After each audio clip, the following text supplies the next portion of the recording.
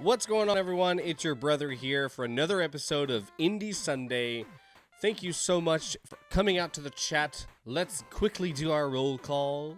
We have the Liverman Holiday Explanation. We have Pretzel Rocks. We have Blueberry Jambot. We have J Shabo. We have I'm a Good Boy, the J Nite. Thank you guys all for coming out to the stream. I apologize, I'm still kind of coughy, so I will be nurturing a cough drop during the stream. Hopefully it won't be too distracting. I'll try to keep it to a minimum while I'm going through these games, but I will at least have one so it's close by. So without further ado, roll the intro!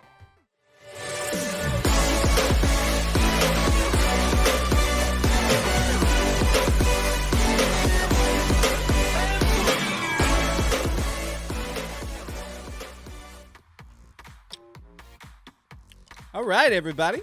Welcome to the stream. Thank you for coming out. I also want to thank everybody who decided to show up to the 12-hour stream that we had yesterday. Needless to say, it was absolutely terrible. We casually played through Mega Man, expecting to get it done in at least 6.5 hours to beat Mr. Josh McClane's score, and we failed miserably. Guys, it took me 11 hours and 50 minutes to beat that game. I highly over-anticipated the difficulty of that game. Like, I've only played the first one, and it didn't take me that long to get through it, and I wanted to try to go through 11 as fast as I possibly could, and it was terrible. Oh my god, it was so bad. It was a very hard game, at least in my opinion, it was hard. But I played other games like Hollow Knight and Cuphead. I think the biggest thing was the lack of checkpoints that just really stumped the heck out of me. But we did get through the game, so I have my first personal best, if you even want to call it that. So thank you all for the people that did decide to come out and watch me drag myself through that game. We did have a nice little Q&A at the end of the 12-hour stream for about an hour where you guys just asked questions. If that's something that you would like to see more of, we'll absolutely do that again, and we can ask more questions. You can get to know a little more about me and who I am. Let me turn this music down a little bit. Seems to be a little punchy to me. Hey, Das Panjo, hope you're well. Glad to see you back here. Yeah, I enjoy the Q&As because normally my streams, I guess they're very focused in a weird way that most streams aren't. Like, that sounds kind of rude, right? I don't mean that in a negative way. I just mean that I'm here to provide you something. Yes, it's entertainment, but it's also in a form of, like, I'm sitting down with you talking about your games. So my attention is a little bit more focused on something else and not trying to be as jokey or just kind of, like, random during the stream.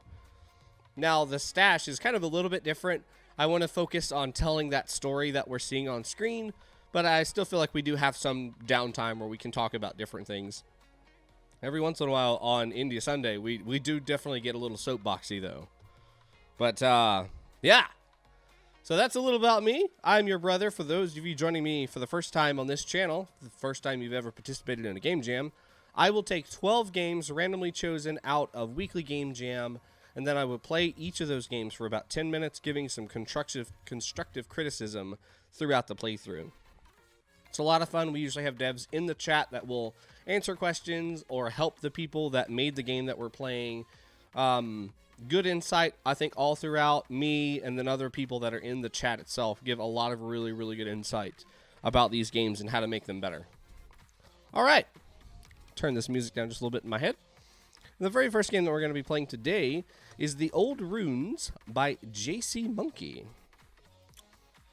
So let's take a look and see. So as I said, 10 minutes. We got 10 minutes on the clock. Just started.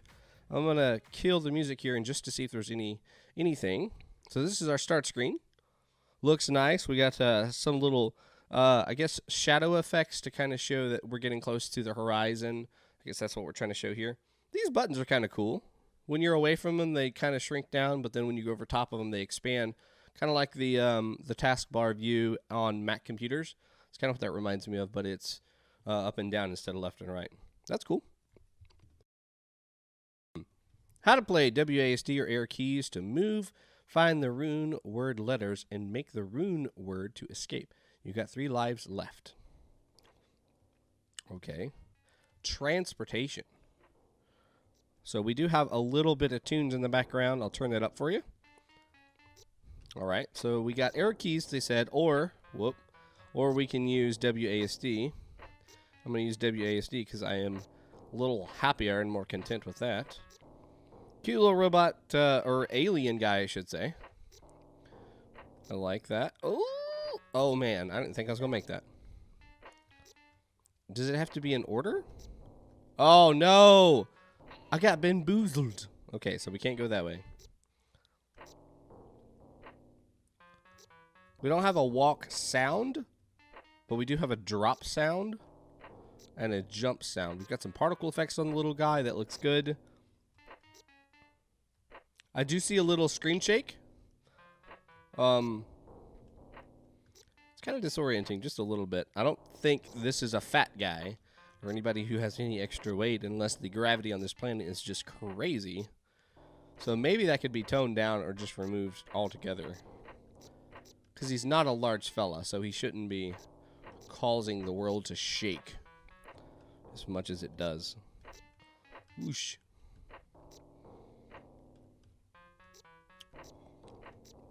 So if we remove that these are letters and we just call these objects or coins or something of that fashion. Ooh, glad that didn't kill me. It's really no different than just trying to collect like all 8 coins. Except for this time they are letters. Spelling out a word. I don't know if we have to do them in order.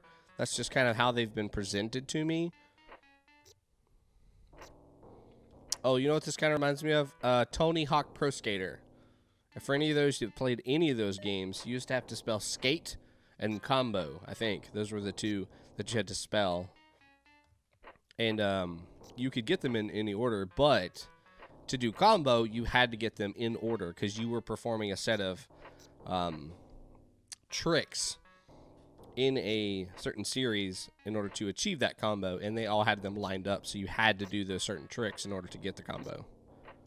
If I remember correctly, somebody can correct me. Platforming's not super hard. Okay, so we can collect them in any order, but that does tell me I'm missing a couple. That's good to know. Tranor. Almost sounds like Dranor. I'm assuming this is probably the last letter, so let's go back. Do I have a run or anything? Can I kill these things? Just checking other buttons to see. Didn't sound like we did, but I just wanted to check. Doesn't look like it. Oh. Music in the background is good. It is just a little bit repetitive. Wish the loop could be just a little bit longer. Turn that up a little bit more. Still missing those letters.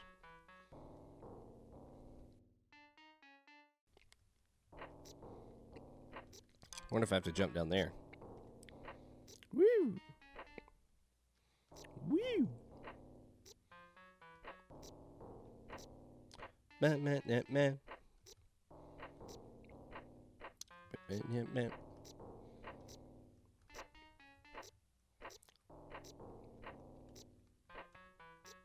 But I mean, I'm impressed with the platformer. It's all here. It's all working. Everything's nice and smooth. Now, have I been through here?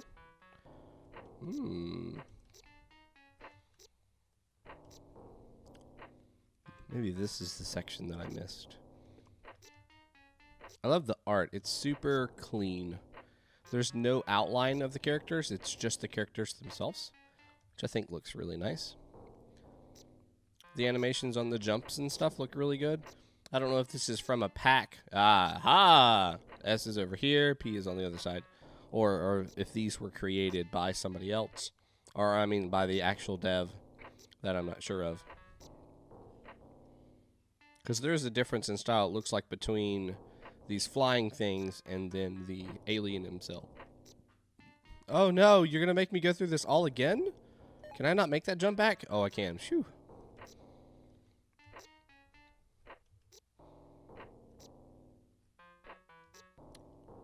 It's a template. Ah, okay. They look familiar. I think it's an asset pack. Okay. That would explain why there's a slight difference between the flying little creature that looks like a fly, actually, and then this little alien. The alien looks spot on. Very hard but soft lines, I guess you could say. Like no squiggles, whereas this guy seems a little squaggly. He could be from the pack. I'm not sure. Kenny is a really nice source for prototype assets. Cool. If somebody wouldn't mind going and grabbing the link to his page where those assets are available, that would be extremely helpful for anybody who goes back and watches this video and is looking for some prototyping assets that they'd like to use. Just because, to my knowledge, that's not frowned upon at Weekly. Is that correct? Can somebody correct me? Or let me know if that's right or not. Thank you so much, Holiday. Oh, I didn't die. Yes, it is. Yes, it's not. It's... So it is okay to use them? I just want to make sure. It's more like use whatever you can. Okay. Oh, my God. Alright, so now we're going to go for Asian. This will be over on this side. I would like some sort of run, though. It does seem like the platforming is taking a long time. Uh-oh, missing the A. And I feel like this could go a little bit quicker. And I don't feel like I need to be rushed. I just feel like I'm waiting a lot mentally. I'm just kind of sitting here like, okay, I'm just going through the motions instead of it being either a really hard platformer where I'm having to focus and I would want it slower, or a position where it's like the pace of the character is very slow, or the pace of the game is very slow. We might need to speed up the character. Okay, so maybe the A is up here. I wonder if there are multiple words that we'll be spelling out, or if it's going to be only one word. You know, in this demo of the game. I wonder if controllers support it too. Just out of curiosity. This was made in Godot. I don't know if they have just native controller support as an easy plugin for games or not. Seems like Unity pretty quickly in most games that are created that would work pretty well with controllers. That seems to be in most of them that I've played anyways. Wah. Alright, 2 more letters. We've lost 1 life. After we get these 2 letters, then we'll go back and see what happens when we die. And also, we'll see what happens when we win after we get that last letter. Ooh. Nope. Alright, so I gotta make a leap of faith here. Ooh. I get nervous. Oh, thank God. Man, if you got all the way over here and didn't get all the letters, you escaped. Transportation. Boop. You get a little blip at the end, and then the game exits, and we go back to the start. All right. Cool. Simple enough.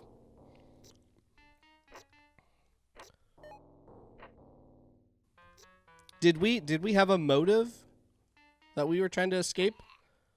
Maybe in the instructions. Oh, we got a little cute death sound. I think I missed that the first time. I like that.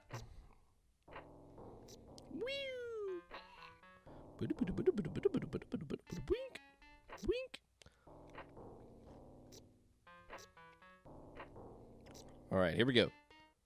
You died. Blep. Cool, crisp. Everything is nice and crisp. The text is easy to read. I like that. Find the rune word letters and make the rune word to escape. So there's our motive. We're just trying to get out. That's why we're trying to go through and get all of these. Tells us how to play before we start, so we get the chance to say, okay, I understand what I need to do. I've got the controls now. I've got my motive.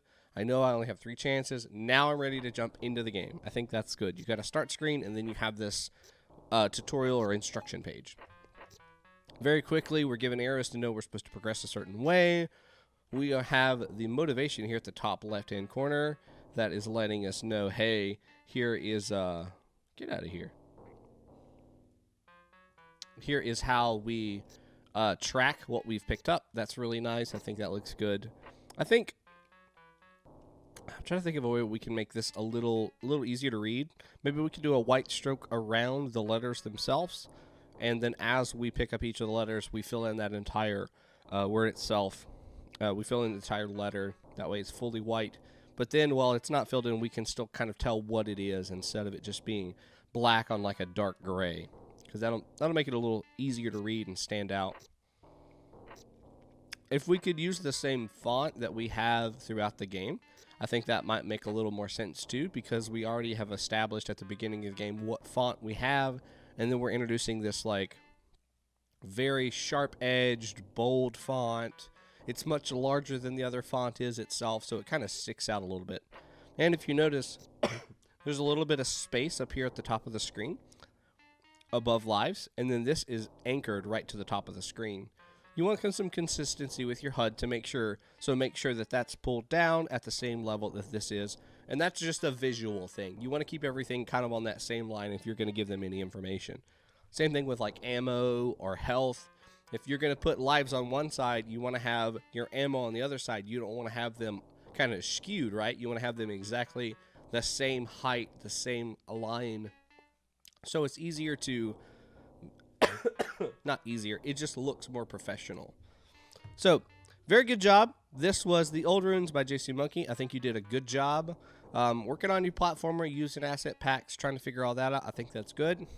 You had a very complete game, beginning, middle, and end. Start screen, instructions, very good. Sound effects. I think the screen shake definitely could be toned down.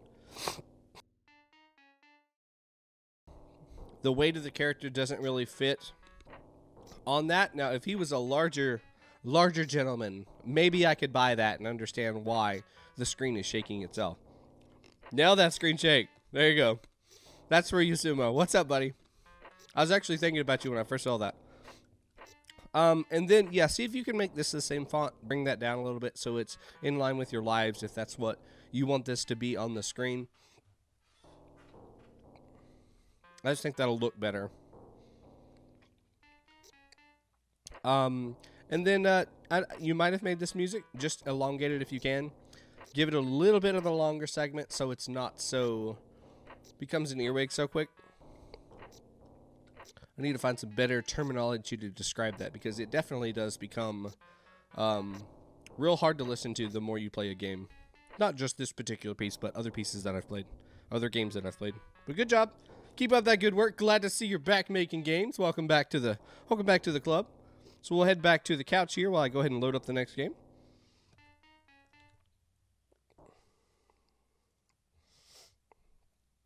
And you'll have to excuse me as I mute the mic every once in a while to let out a giant cough. Oh, I love the Good Boy games. The Good Boy games are always the best games. Only because dog. Just kidding. They're great because of multiple reasons, but I do like dog. Everybody likes the dog. All right, so I'm going to go ahead and list the game. Here's the game, The House at the Corner of Muller St and Amor Blvd by I Am a Good Boy.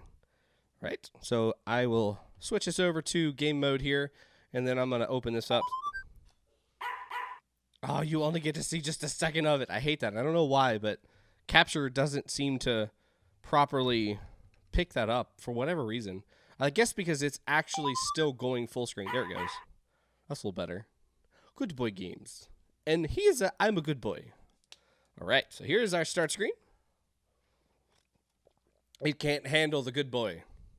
You guys want to see a magic trick? I just freshly opened the water bottle.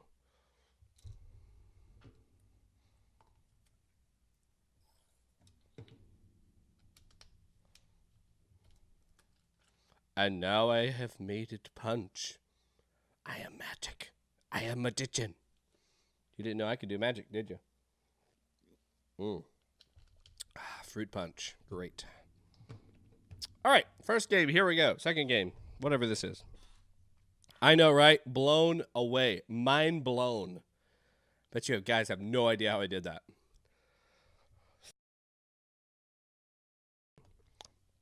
So we have the house at a corner of two streets. One street and a boulevard.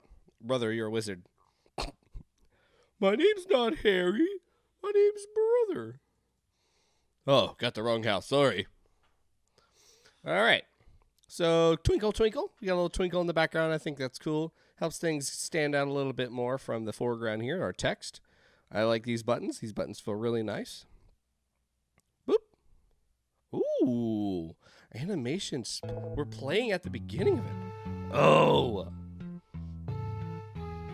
Are you a cow? I think you're a cow. I'm home. Oh, I got a text from Mom. Press space to interact with things and arrow keys to move around. Oh my god. Dude. Okay, text from Mom. I'll be home around 7. Cool, Mom. All right. Let's see what's going on. Let's turn this down just a hair so you guys can still hear me.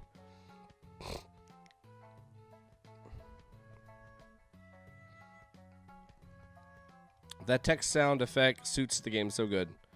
I'm loving this track here. We got like a banjo. We got... I don't know what that melody was. Was that a flute or something? Uh-oh. What is this? Walking around the house. Housing. The music is very energetic. Yes, I like. Do I have other texts? Nope. Okay.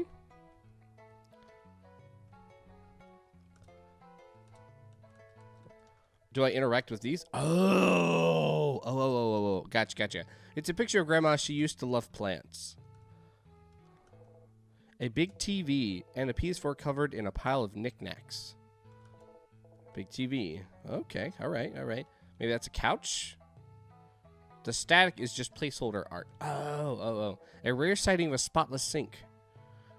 Just out of pure curiosity, is this the shape of your house? A big dying plant. That's a big couch if it is. Yes, it is. Aha! So many pictures of my extended family. Hey, I look pretty good in this one. Mom should be home by now. A mini forest inside a house? Well, at least the screen doesn't shake. I'll give it that. It was primarily for Global Game Jam, What Home Means to You. And because it had words... Oh, hi! Oh, no. Wait a minute. Welcome home. How was school? It was good. I've been really busy. That's so good to hear. Do you want to eat dinner? Yes, in a bit. I think I'm going to say in a bit. I want to explore some more. I want to make sure I haven't missed anything. I think these are stairs, so I'm going to go up or downstairs.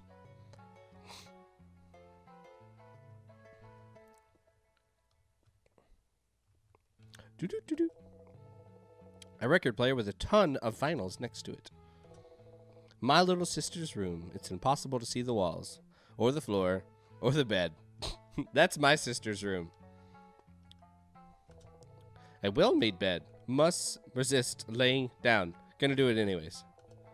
My dad's desk. There's an ultrasound of my new nephew and some massage coupons, all under a pile of knickknacks. Oh, congratulations. My mom's desk, filled with a variety of documents and medicines, all well organized. A locked red cabinet. I'm assuming alcohol. Or good. A bookshelf on its side full of bad board games and Catan.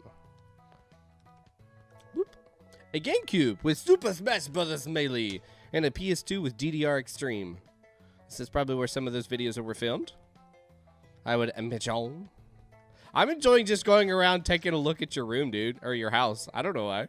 My big sister's room. It's pretty empty there, other than the bookshelves. A bookshelf full of classics and shoujang manga.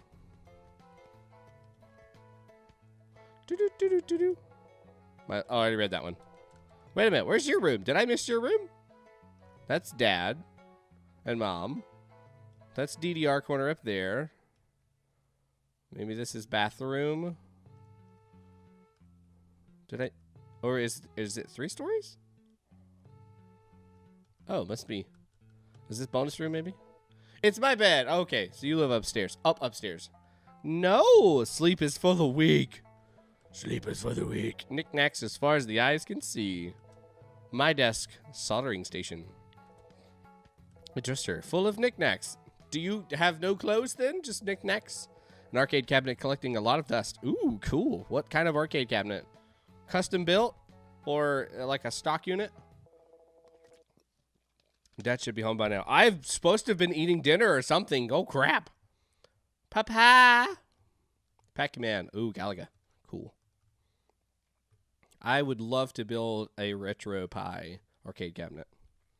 Do you Streamlabs? Yup, I do. Not the OBS, not slobs. Oh, wait, the music stopped. Did y'all pick up on that? Did I get any other text messages? Nope. Oh. Oh! I got sansed. Variable. Oh, you guys can see that. It's probably really hard to see. Variable. Oh, dad. Sans is my dad. That's funny. Really? Really? I got sansed. Abort. All right, so let's open that back up. I actually had two open. But yeah, I'd love to build a cabinet. Was that a short sand Undertale sound? Yeah.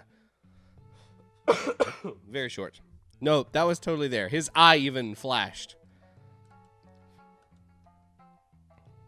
Megalovania. Yeah. Excellent. I'm going to make a present for you, for all of your viewers, rather. Ooh. Yeah, I use OBS standard. Just trying to waste time and see if I can get Mom to come back and eat dinner.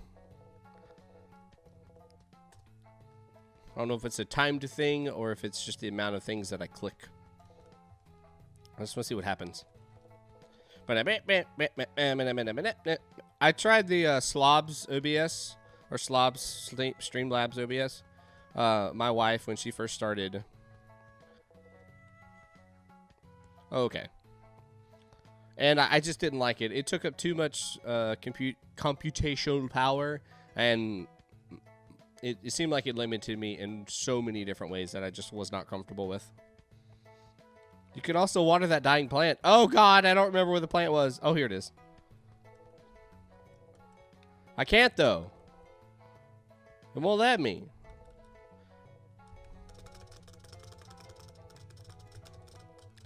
Oh, the sink. To the sink. Hurry. Let's go to the sink. You got water. I am actually in North Carolina. That is where I am. You poured some water. It's already looking a lot livelier. I'll put some pics on the Discord. Yes, please do. If I ever head that way, maybe we can somehow meet up and I can get one of them cabinets. Yeah, I'm sure the shipping would be insane. La la la la la. I'm guessing Mom gets home at 7 and then Dad gets home at sans o'clock.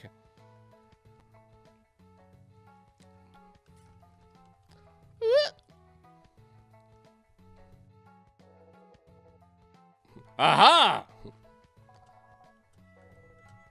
Hello, Mama? Yes, please. Let's eat some dinner. You feel rejuvenated by the taste of homemade seaweed soup. Is that good? Seaweed soup? What else? What's all in seaweed soup? Oh, hey. Dad's going to be home at around 11 p.m. You should probably try to go to sleep before then. All right, we're going to go to bed so we don't get killed by Sans. Papa Sans.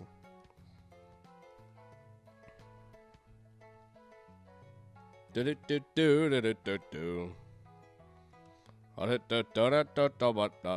wait, things down here. Yeah. Meh, meh.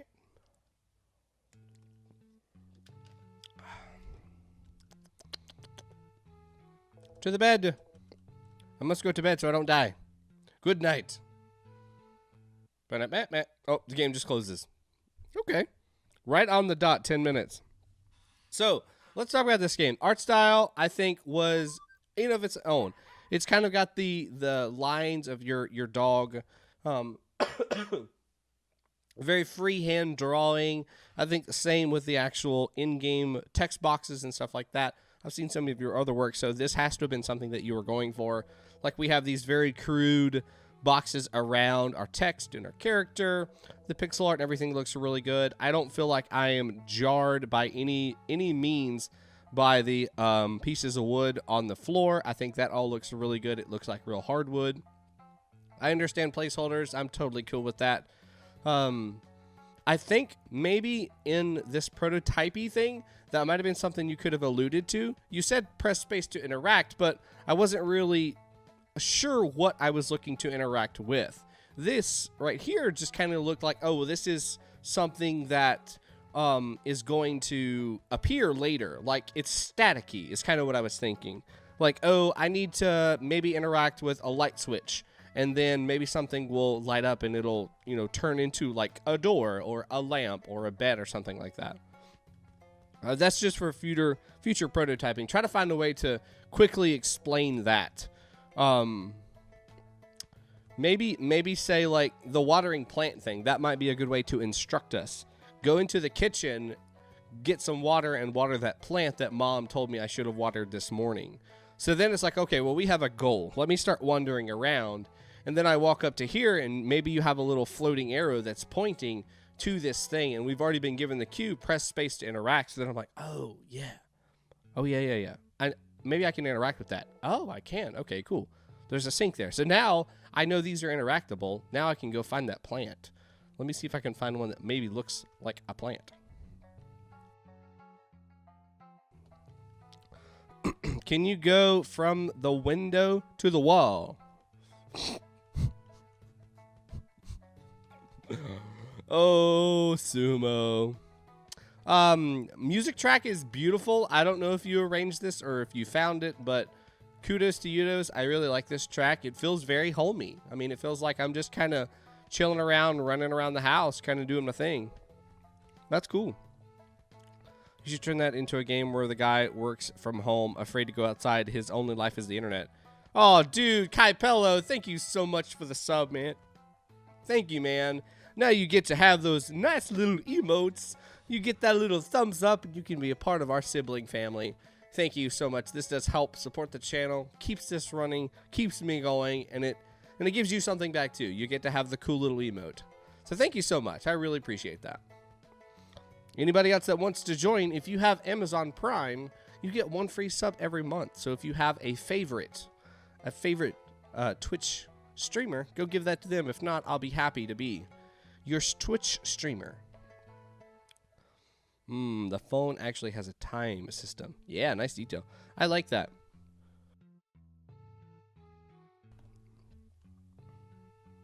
It's also kind of scary. What happens if I stay here for both of them? And they just both appear at the same time? Does Sans try to kill her? Also, why are you a cow? Why is she a tiger? And why is Dad like a koala bear or a bear?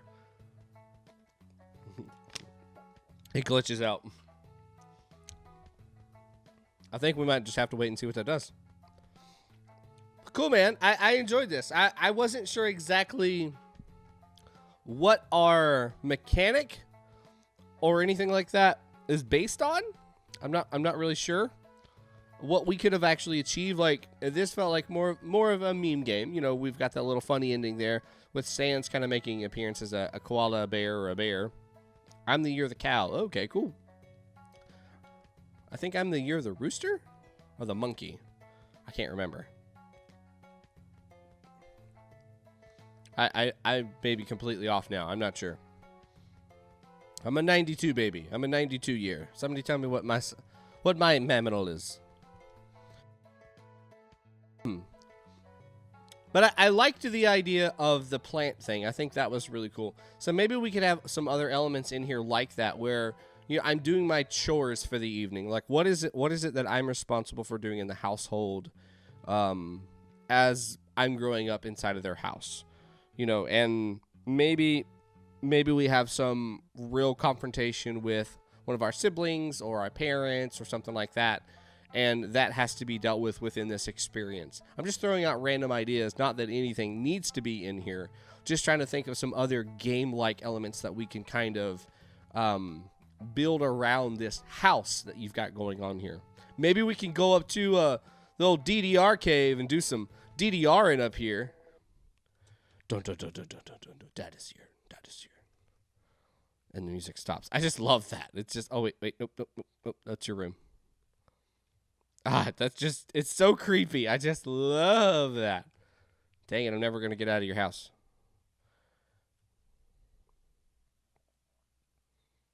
Hello, father. He's even got his hands behind his back. Where's mother? Mother. Papa's here. Oh, I died. Oh, God. Oh, what? Did you see that? We're going to go talk to Mom. Dad is already here, Mother. Hello, father. Hello, father. I have no idea what happened. Yes! Breaking games. Since October 2017. Very good job, man. Glad you made the game. Glad you took us around your house. I think we just had like a little family tour of what your house looks like and what cool stuff you got, and made a little funny Sans reference in there. I think that was pretty cool. Yeah, I think maybe figure out just how we can add some more game elements in here. Whether that's doing chores around the house, or you've lost something and you're trying to like search through the house trying to find it. Maybe you do have like a dark story about your dad that you're trying to portray in this. And it's like we have to get this series of things done before dad gets home. Otherwise, he turns into a Sans-like character. You know, you just never know what he's going to do, but he always seems to know what's going to happen next. Or, you know, maybe he's abusive dad. Not saying your father is, but maybe this is a different household, and we have this whole, we are trying to show what it really looks like in an abusive family. And like, we have to have all of these things that, you know, has to happen in order for dad to not be upset at me. And then in the very end, even though we have all of these things accomplished, he still ends up getting mad and, you know, tries to abuse you or your mother. Something like that to show what real abuse is like. I think that could be an interesting and real direction for a game. What's going on, Yagami? Welcome to the stream.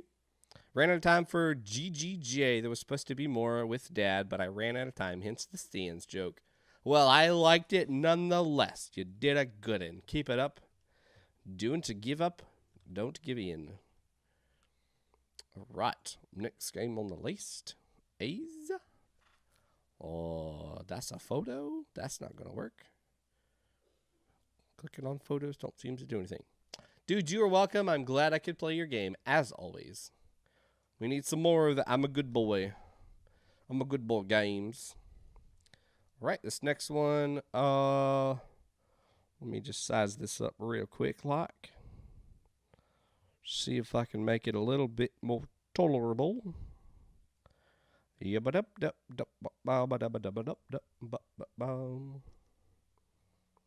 Oh man, that's going to be stuck in my head from here until tomorrow. All night long. Okay, so this is words by Manik Sinha. Let's take a look and see what this game's about. Boop. Boop. All right, let's throw on some tunes. I don't hear no moose kicks.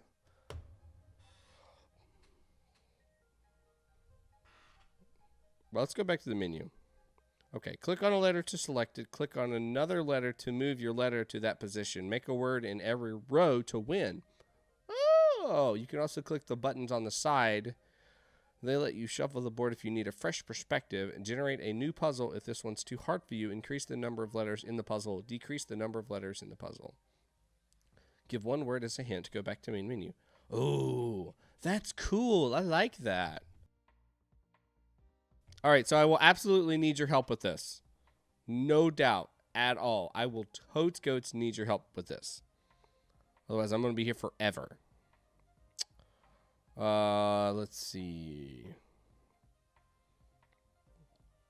KGB. We need an R. RGB.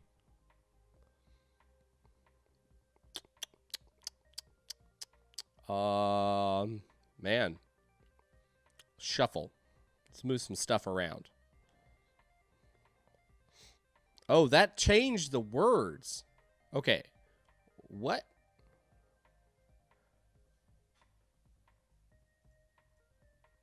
That's a word? Is that what that's trying to say? I don't speak whatever whatever language this is. Mutt. M-U-T-T. Okay, okay. So why is that black then? I'm very confused. Well, let's just make one word and see what it does. Okay, so it does stay solid. Isn't it tattoo? Yeah, that's how I would spell tattoo. But that was another word.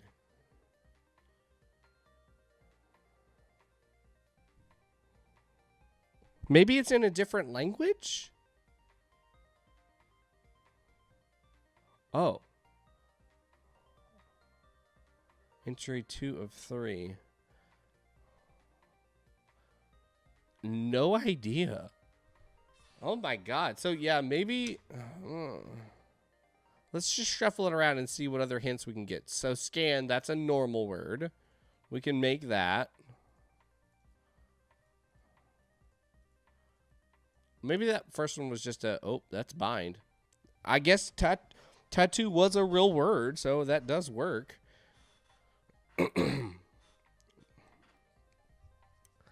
Oh my gosh. Lose? We can do lose.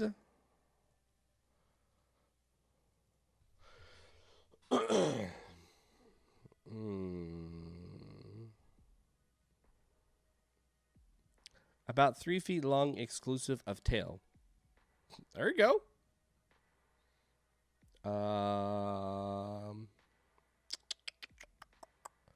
Dodo.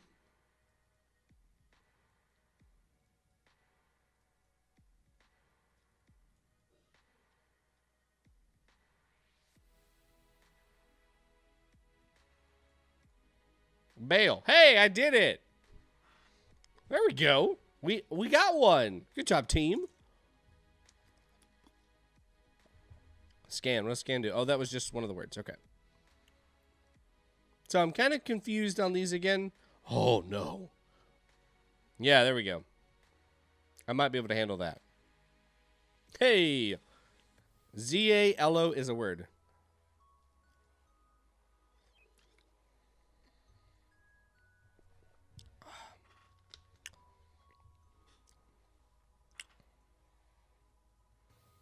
I wonder if it has like a predetermined list of 4 words and then it throws them into an array and it mixes that array up. And that's how it's actually determining. Or if it's just randomly throwing words in there trying to, you know, just let them find words. And if there's not a set, then that's okay.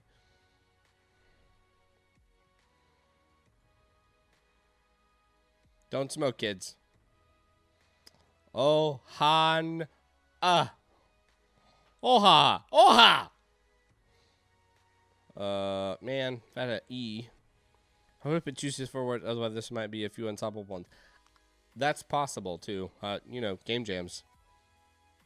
Hulk.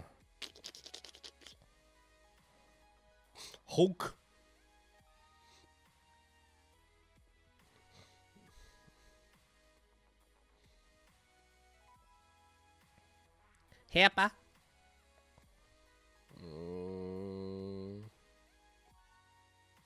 I don't have another E. I could make poke.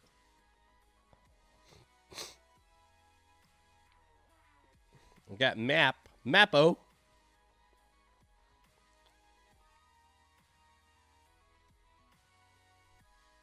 Kappa. No, Kappa. Homa.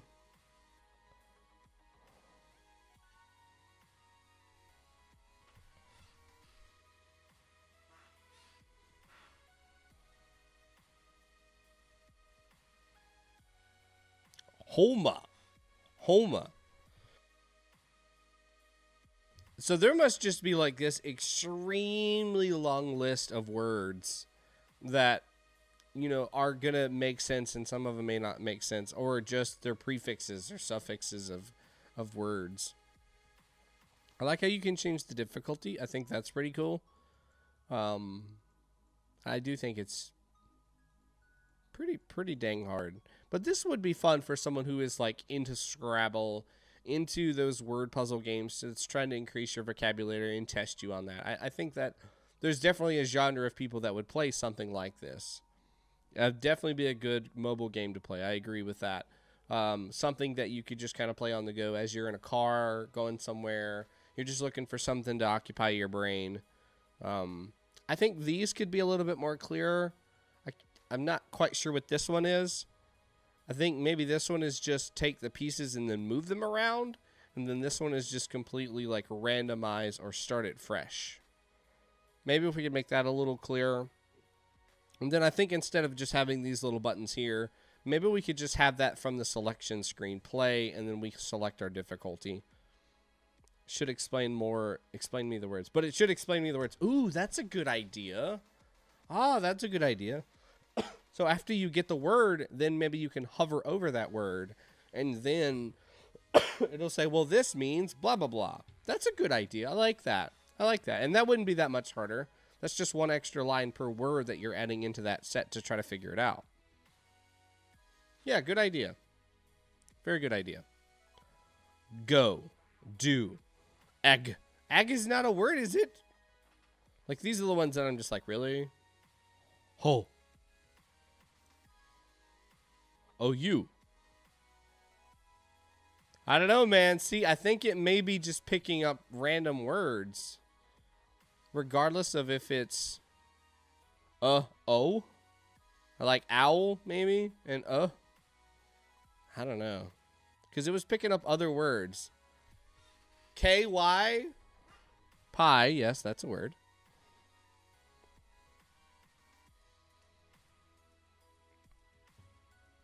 I feel like some words are Latin. Yeah, that one makes sense.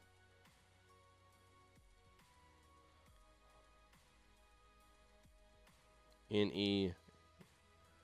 Yeah, I don't know. It's cool. It's definitely something that I could imagine playing in the car ride going somewhere. Trying to figure out what these words are. It's like Scrabble, but word searches, right? What's up, Lilo? Lilu? Cormick, I hope you're well. Welcome to the chat.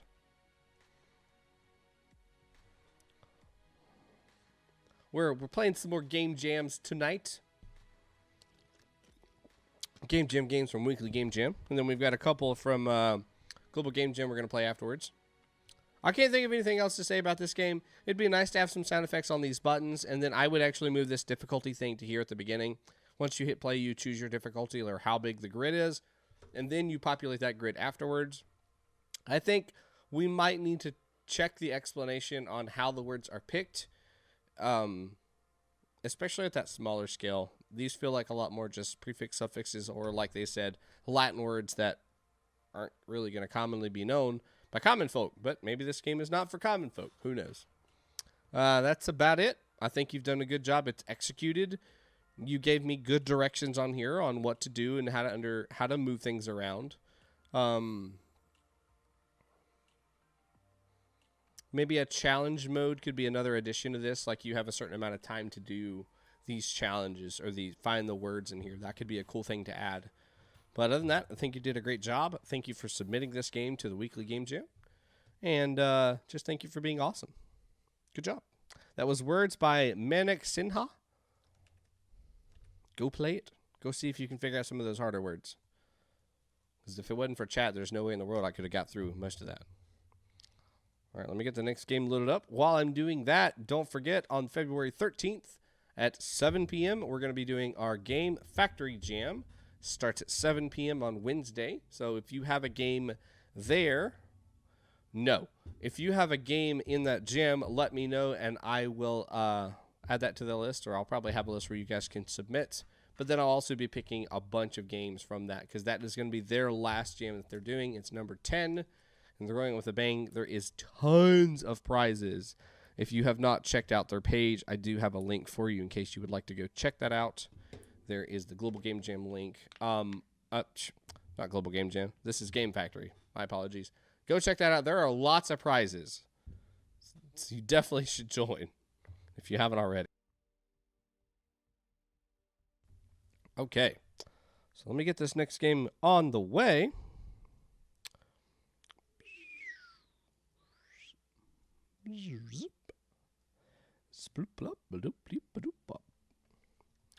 All right, so this is Magi's Tome, or Magi's Tome, depending on who you are, by Nite. Let us take a gander. Is this their music? Yes, this is their music. Very nice. I like it. All right. Uh-oh. No responsive buttons. Need button feedback.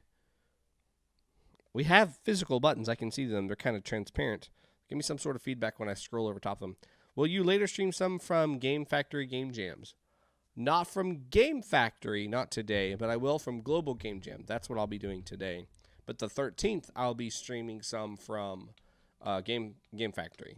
So if you submitted to that one, come by on the 13th of February, which is a Wednesday night at 7 p.m., and I will.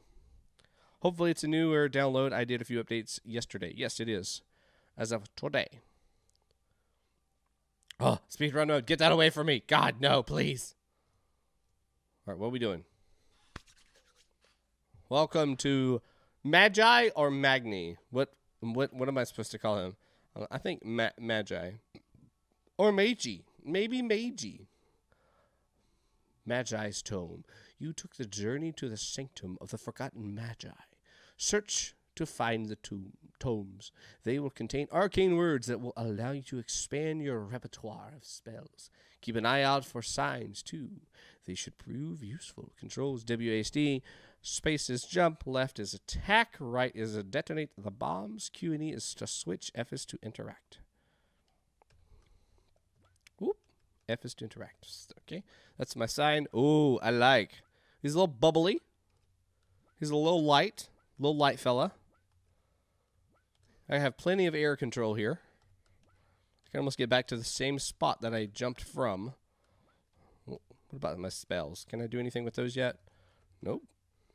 Got our title down here, or our location. Exclamation point. That's good. That lets me know this is an interactable object. Ooh, a new arcane word. Bolt. Shoot a bolt of arcane energy in a straight line. Left mouse to click and shoot. Direction is controlled by WASD. Can be shot in any direction. Nice. All right, I don't have mana or anything like that, so I don't have to worry about that. So I can shoot up, left, right. I can also shoot diagonal. That's good to know. And that's all I have right now. And then my spell's in the bottom right-hand corner. Okay, cool. Whoa. Oh, ow. Can't shoot through walls. Okay, all right. Ah. They can shoot back. Bleh. Oh no. Oh, I died. Dang. Oh, come on.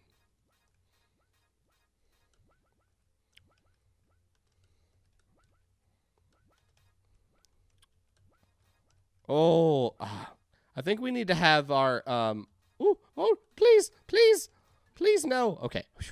We need to have our directions that we're going to be shooting, tied to the mouse, I think, instead of the direction of the keys. Since we are using WASD and arrow keys to move around, maybe I can, let me read this real fast. The forbidden pages that litter these halls contain a power lost in time. When all of them are assembled, who knows what might be unleashed. So let's get this first. Now, can I control? Okay, but then I can't click. Okay, so, yeah, so the problem still exists. If it was tied, so I have some fuzzies on me. If it was tied to the mouse, the direction that we were shooting, I would have better control over the character, and then I think I could more accurately dodge their bullets and then also more accurately hit them. Yes, I will also be streaming TV Game Jam in March. I'll have to check my time. Yellow, what's going on? Evil Art Bunny, how are you? I'm a good boy. Can you remind me when that jam is actually supposed to be ending? I know it just started, right? Yeah, it has been a while. You missed an amazing stream yesterday. Gosh darn, I wish you could have been there. It was just the best. All right, so this is second training ground. Nobody here, but we've been introduced to spikes. These look like these will break after I stand on them. That does appear to be the case. I have made a terrible mistake. Oh, I regret my everything. Okay, cool. I got the page still. Whoosh. Still got it. Ends the 15th. Okay, cool. Chinese New Year dinner. Oh, fun. Not only, what do they traditionally eat at a Chinese New Year dinner? Fragile rocks. No, but these rocks crumble under the weight of a person, but arcane spells do the trick as well. Oh, cool. So we learned through experience that we could step on them, and they do break. Whoa, whoa, whoa, whoa, whoa. Huh! Died. But we can also shoot them now. You have told us that. Oh my God. Help me. That's really hard to try to aim and not hit spikes at the same time. Everything. I like everything, so I think I would fit right in. Let me know when you're having the next one. I'll come by. Oh, whoa, whoa, whoa, whoa, whoa. Guys, calm yourself. No, no, no, no, no, no, no, no, no, no, no, no, no. No, it's my tome. You can't have it. It's mine. Oh, I died. I just smacked right into it. Ha, ha, ha. I guess I really don't even need to attack them. I know where it's at now. New arcane word, learned bomb. Throw an orb of volatile arcane energy. Explodes right after a delay. Right click. Explodes all bombs immediately. Okay, so I can switch from bomb to bolt. Does not kill me. That's good. So I can detonate it as I choose. Woo! Dang it.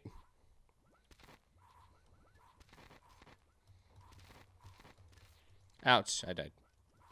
Alright, I like bolt better for this part because I can a little more quickly use that spell. I'm really trying to click. You see that mouse on the screen. Oh, there's another word there. Trickery. Trickery, trickery. God, now I'm going to have to check all this. Nope. Clear. Clear. Oh, no. Buddy, buddy, buddy, buddy. Woo! Got him. Got him. Jellyfish mixed with pomelo. Probably the most exotic thing. I don't know if I want to come anymore. Ah! What the heck? What the heck? Oh. Ah! Alright, we're good. Woo! Okay, I can't make that. Maybe I'm supposed to come back. Can I come back? Yes, I can. No, I can't. How am I supposed to get that? Can the bomb break spikes? No. I can't jump that high. Oh, but no, that platform won't work. Oh, wait. Maybe I can... Yeah. Oh, crap. Switch. Bolt. Ha-ha! Huzzah! I am a genius. Look at me. God, I'm so proud of myself. Die. Is pomelo a grain? Yes, I would add mouse aiming if I was going to do more changes. Yeah. Yeah, I definitely would do the same. Just to make it a little easier to work with. And less of, like, that kind of stuff. Because I feel like I could have accurately shot at him while I was jumping to the right, and that would be going two different directions, which you can't do with the current setup. It's always a delayed reaction because of it. Okay, so I'm going to have to die to get that? All right, all right. It's worth it, I guess. Wonder if I can just not even kill that guy. Forget you, boss. Oops. You can't catch me. Can't catch me. No, you can't. I don't think so. Whoop. Whoa, whoa, whoa, whoa, whoa. Oh, God, red ones. Oh, are these dead ones? Well, they're all dead, right? They're skeletons. Oh. Dang bombs. Dang bombs. Stop it. No. Dang. Ah. Might want to just run. Ah. I can't. I can't do it. I must beat him. Dang it. I don't want to just run. I want to know. Is there anything here that's important? Nope, there's not. Okay, I checked them all.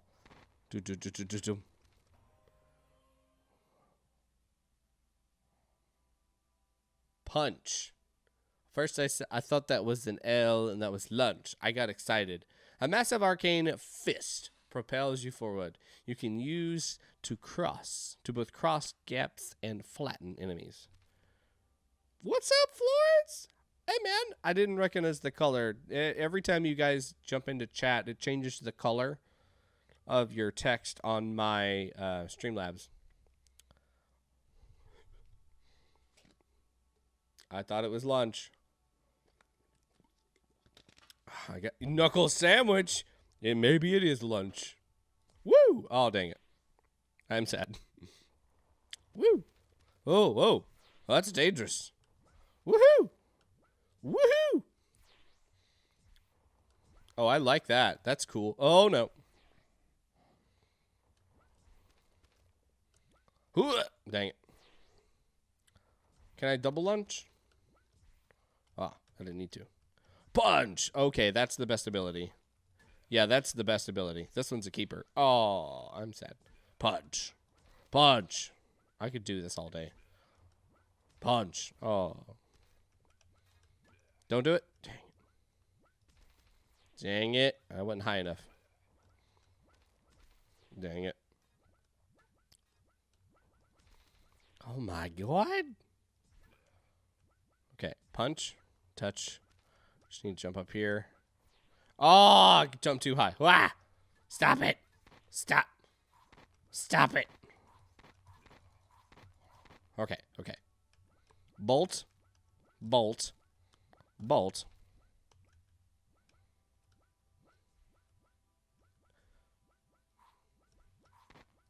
Get out of here. Oh my. Dang it. I got all the way across the very first time like it was nothing. Dang it.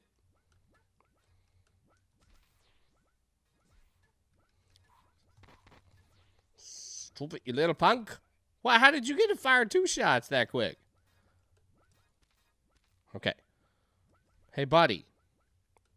Got a present. There you go. Okay. There we go.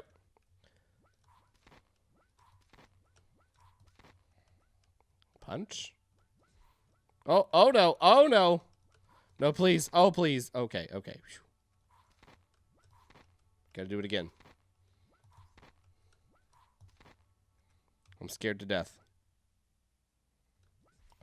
No. Oh. How saddening. Dang. You can do shorter jumps with a similar tap. Okay.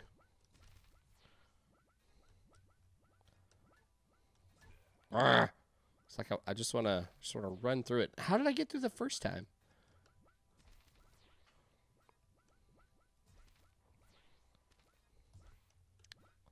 Wow. Get him. Get him.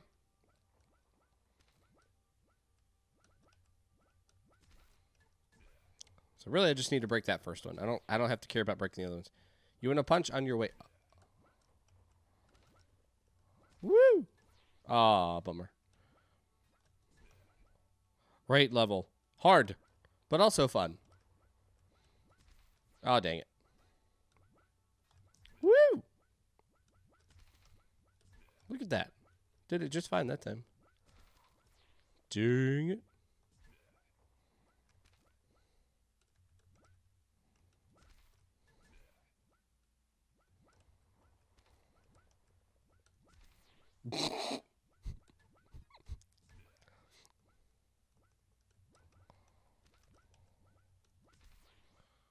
I feel like this is Mega Man all over again.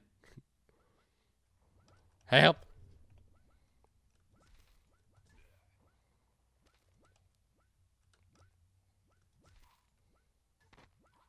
Look, buddy. Look, buddy. I don't know who you think you are. Rage level. Yes. Also rage level. Oh, my gosh. Freak. Oh! That's awesome, though. It really is. Like, I like this. I love the abilities. I just think if we could get the controls figured out, this would be really fun. Like, it's not that it's not fun, but it would be more fun. Because I would have a better chance of survival.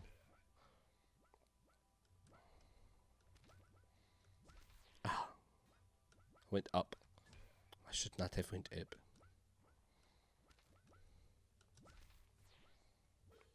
Woo!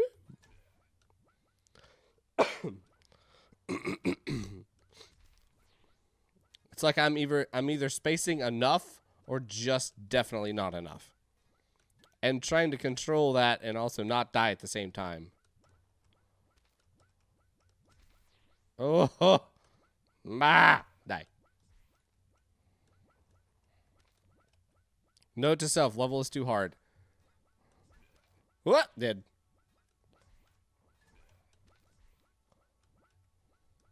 Maybe if I wasn't on stream, this might go a little different.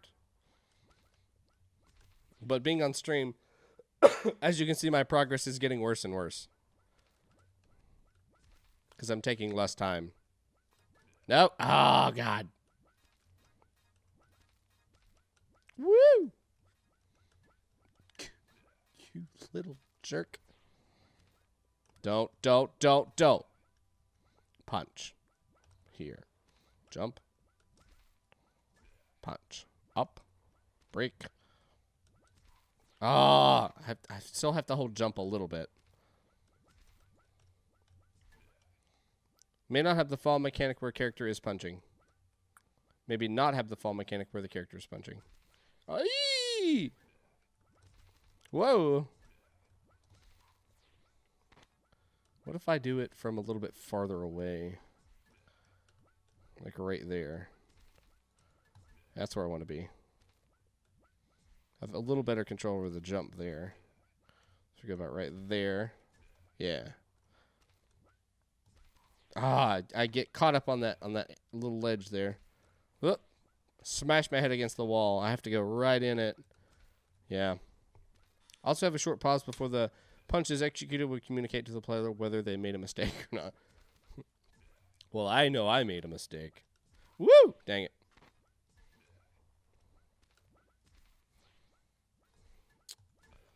All right, so that looks like that's as far as my progression is going to go. So let's talk about this game. Very fun, very neat idea. I love that we're getting these spells along the way, and we have enough time to practice in each of the designed areas for them. I think that's cool. The music and sound effects are really, really good. The text is easy to read. I'm not going to say anything about the fancy schmancy text lines and stuff like that, because that is a style of this, I would say, time period. That would make sense that we would find that in some old book, and, you know, it's going to look like lunch instead of punch. I'm good with that. I'm totally okay with that. In other games where you're just trying to use like super crazy text and it's a lot of text, not so much. One word or a couple words at the top, okay, that's fine. Also notice L is actually up here, and that is a P. Good job. I could probably say I'll give that up to developers' playtime. You know, you've probably played that level several hundred times trying to fine-tune it. And in doing so, you mastered that level and, you know, didn't really think about, was that going to be too hard for another person to try to play? That happens all of the time. So don't feel bad for that level just being a little bit too hard. Other people might get through that the very first time. I got through the first two no problem, and then the third one just kind of tripped me up. And I like how you placed that piece of paper at the top of that that ledge on the right-hand side. But we have to hold back so we don't overshoot. And by holding back, when we do overshoot, we land right on the spike. That was a really good design. I very much like that. I think that's a Mario-style thing or a Mega Man-style thing. They prepare you for failing in order while you're trying to achieve something good. Awesome. Very good. Like a star coin or something like that. It's like, oh, I want to get that star coin. I'm going to have to do a double jump to get there. And then right below that, there's a bunch of spikes or a pit or something like that you're going to fall into because you did not clear the double jump, so you immediately die. Good job. Good job. So this was the Magi's Tome by Nite. Thank you so much, Nite, for making this game. We appreciate you. Thank you for coming to chat, and thank you for coming by at the end of the stream yesterday to hang out with us for a little bit. Thank you. Thanks all around. Good job. Very good job. And also, thank you, Evil Art Bunny, for giving some good feedback about their game as well. I appreciate that. Hiya. What's up, Aquagon? Whoa. Hello. No, you're just getting started. Well, we're about almost 6 games in, so we have that for Indie Sunday, and then I'm going to be playing some Global Game Jam games right after that. But welcome. How are you? Just letting you know, Unhost is being updated with the music I just added. Cool. So that'll be in about 3 games. I'll make sure to grab that before. Very cool. How are you doing? It's been a while. Let me get this game captured.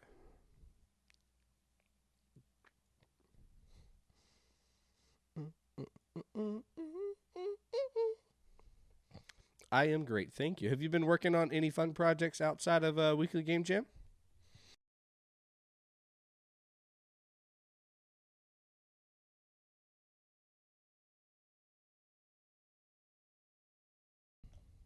I am all right, thank you. Dealing with health thingies. Bah! Those dang health thingies. But otherwise good. Well, I'm glad to hear that you are working on it and that you are good otherwise. Staying strong is the key to a good, long, happy life. All right. Let's take a look at this next game. It's All About Words by SirAlechmi. Or I just say Sir, because I always get it wrong, or it sounds wrong. All right, so we have a player and ground. Kind of. See? Kind of great. All right, so we have a player. All right, we're going to walk on the ground. Let's move that mouse out of the way. Oh, hole. Accurate. It did kill us. Oh, big hole. Oh, ground. All right, cool. Let me throw some tunes on in the background so you guys don't get bored. Oh, this is the right song. It's all about words. It's called Skyline. Woo! I just fell right on the ground.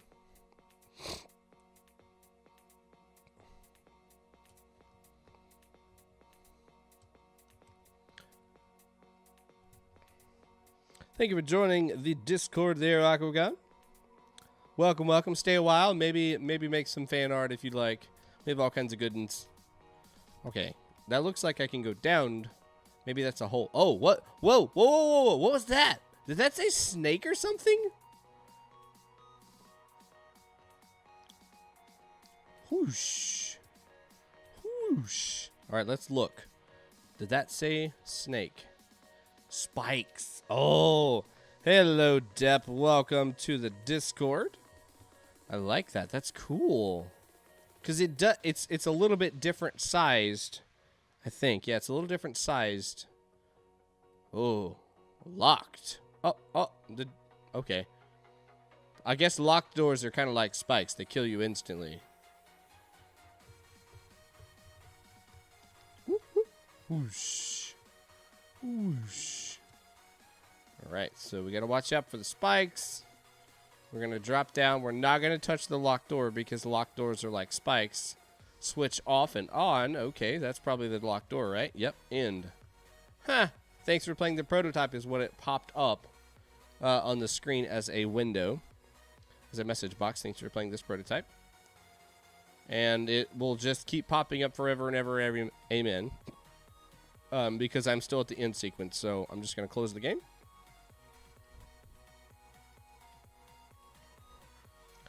That was neat. If you want to troll, you can replace ground with not spikes. With this, player could be Hangman-like. Ooh. I like that idea. That would be cool. You see the letters kind of sway back and forth like hands, but they are a player. This kind of reminds me of an April Fool's joke that Mojang put out many moons ago for their game Minecraft, where every time that you touched a block with your feet or with your hands, it would actually say the sound of the block. And that's because like each one of these is a ground piece. Every time you would touch grass, oh, I just slipped through the spikes. It would say grass.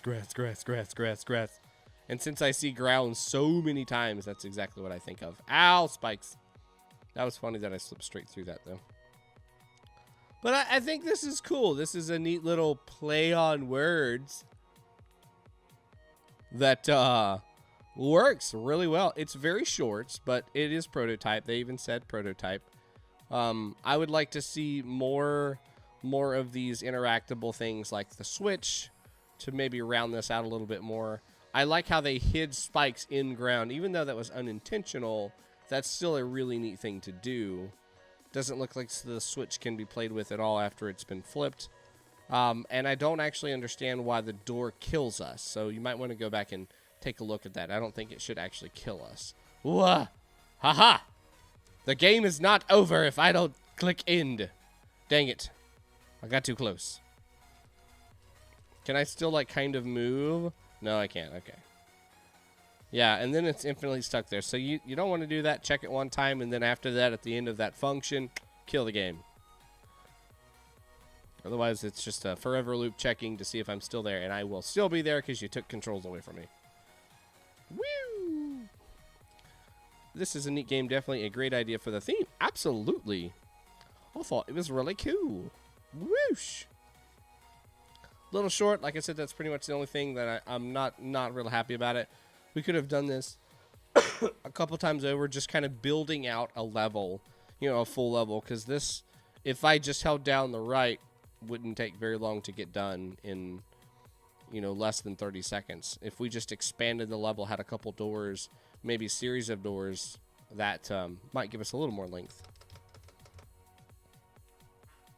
Building out maybe different tiers of levels, snaking them up as we go. You could even create like little animals that are like dog, that's friendly, doesn't hurt you, doesn't do anything to you, and then wolf that would actually chase you, and maybe have them shaped similar, but you know, one big distinction of wolf versus doggo is one is gonna nom you and the other one's just gonna lick you. You don't want to be the one to find out. And you could represent your health as like your actual letters. The more you get nommed on, the less letters you have to your name. Enemies and weapons would be cool. Gun. I sent you a PM in the Discordist. Okay, thank you. I'll make sure we download the right version so we get that in there. I don't want to miss your awesome tunes. No way possible. Aquagon, do you do any like freelance work that you like specifically build out for people to use royalty free?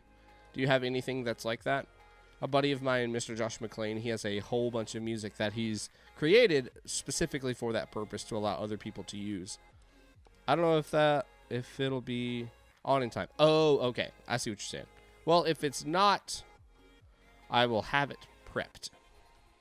Whoosh. But I think this was cool. I don't think there's anything else I can say about it. I think it was a neat idea. I think a little bit of length would be good, and then to have something else inside of that. Music would be nice, obviously. We're playing background tunes. But some sort of sound effect walking around. You could even put like walk, walk, walk, walk as a sound effect. That could be fun. I like the idea of animals or bad guys or monsters or something that maybe are chasing you around, and they are made out of words, kind of like how the player is, and they are just trying to hunt you down or stop you or whatever and whatnot, whatever that may be, to propel me to go forward, something that's stopping me from just sitting here. Yeah, good job. I'd like to see where this might go in the future. If that's something that you plan on continue working on, that's cool. If not, good job, you got a game published. You got a neat idea that I have not seen yet, so very cool. That was It's All Words by SirAlechmi. SirAlechmi. That's what we're going to go with. I'm sticking to the story. Planning and working on an entire album royalty-free. There is never enough royalty-free music. Sadly, a lot of people end up using non-royalty music as though it was far too often. As thought it was far too often. Great game. Clap. A Ninja Who Games. Thank you so much for the sub. I really appreciate that. Now you get the cool little thumbs up emote. Welcome to our family. Welcome, sibling. Thank you for joining and supporting this channel and supporting all of these devs. It is my goal to try to give better and more feedback to you guys who are making games, so you can continue to make better games and reach more people and get that idea that you have in your mind put to paper, so to speak, and share that with others. So thank you so much for doing that. I really, really appreciate it. Aquagon, when you get that album complete, will you touch base with me? Just like with Joshua McClain, I do like to help you guys as well because you're helping the community. So I will suggest your music to other people that make games. And I like to do that because it does help get more music into games that a lot of people aren't able to find good musicians or even talk with musicians that are close enough that they can work with. So touch base with me when you get that done if you don't mind. I'd love to give you some shout outs. And anybody else who makes music, reach out to me via Discord or Twitter or postcard, whatever. Maybe I'll get a P.O. box one day and you guys can send me postcards. Salute to you too. All right, let me go pull up the next game here. Or any other assets. If you guys make just assets, I mean just sprites. If you make menu bars, if you make something that you want to share, let me know, and that'll be something that we can try to work on, get out to people. Because there's never enough good free stuff. So I would love to go make this full screen, but it does not. In a year's time, me and my longtime friend are going to finally work out a big game project. I'm in an anime year-long training time skip. So this week is one of my many friends.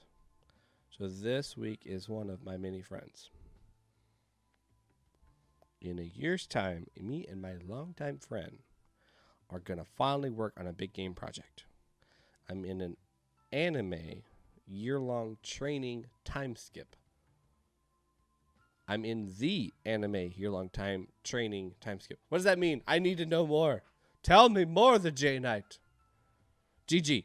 I GG'd, I'm sure.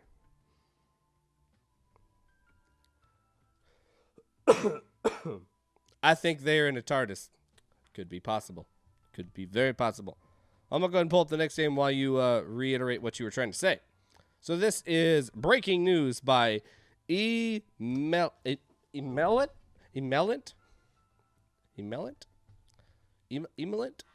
right, so we're going to back up. This does have music. Wow. Are we ready? I like. Here we go. DDR. Oh. Where's I'm a Good Boy? This game's all for him. All right. Okay. Dang it.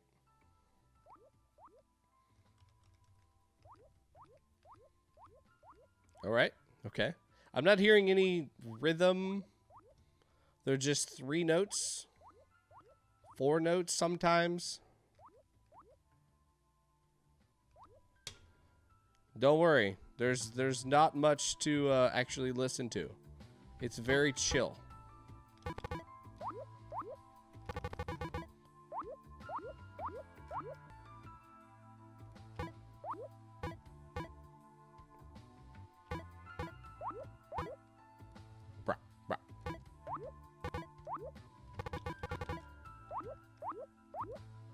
Okay, breaking news. So we have a cool picture in the background. We don't really have any story. We don't have any explanation of why we're playing DDR on national television. I like the character. The character looks really pretty. The scenery looks really cool. I like that. But there's not really an explanation, nor is there any type of sounds that are going along with the button presses that we have on screen. So it'd be nice if we had something to kind of pair with that. Unfortunately, we don't seem to have that, and it just kind of goes on continuously.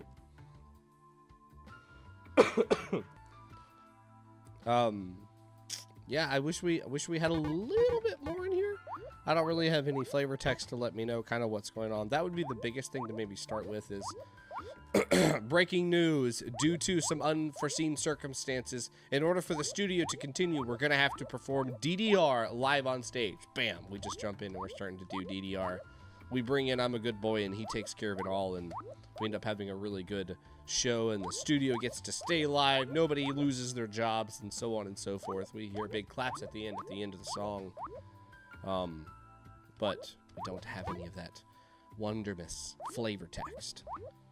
But that would be a good start. Another thing to maybe add to this is, honestly, to me, I never want a game that just starts on its own.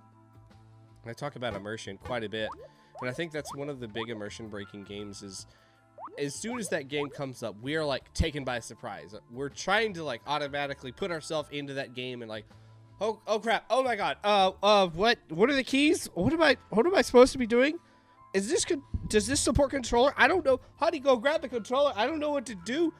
Where's the, you're just kind of taken by surprise. The game starts and you're trying to keep up. You're trying to catch back up to the tempo of the game to get back in.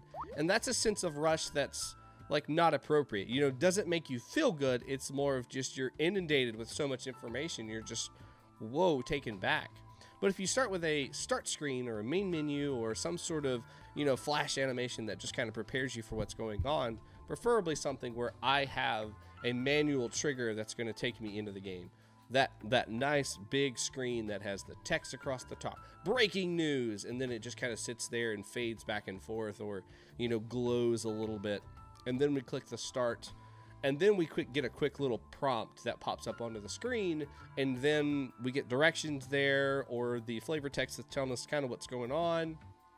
And then we click OK, and bam, we start immediately into the game. That's all by my choice, by the player's choice. We are giving the time that we need to get into the game.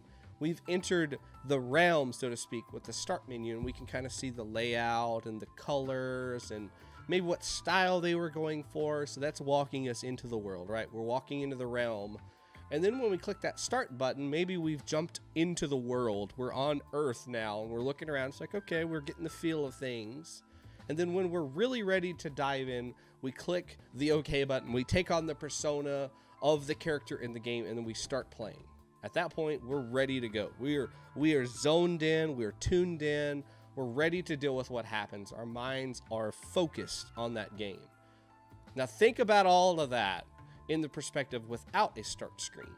You are trying to jump straight from outside of the realm, straight into character, on the earth, in the realm, and you're doing that at lightning speed, trying to get ready for that. That's hard, right? That's really hard to kind of get immersed into that super duper fast. But by allowing the player to have those steps of, okay, get in the realm, get to the start screen, jump onto the world, get to the instructions, figure out who I am, what I'm doing, and then, okay, I'm ready. I'm zoned in. Let's go.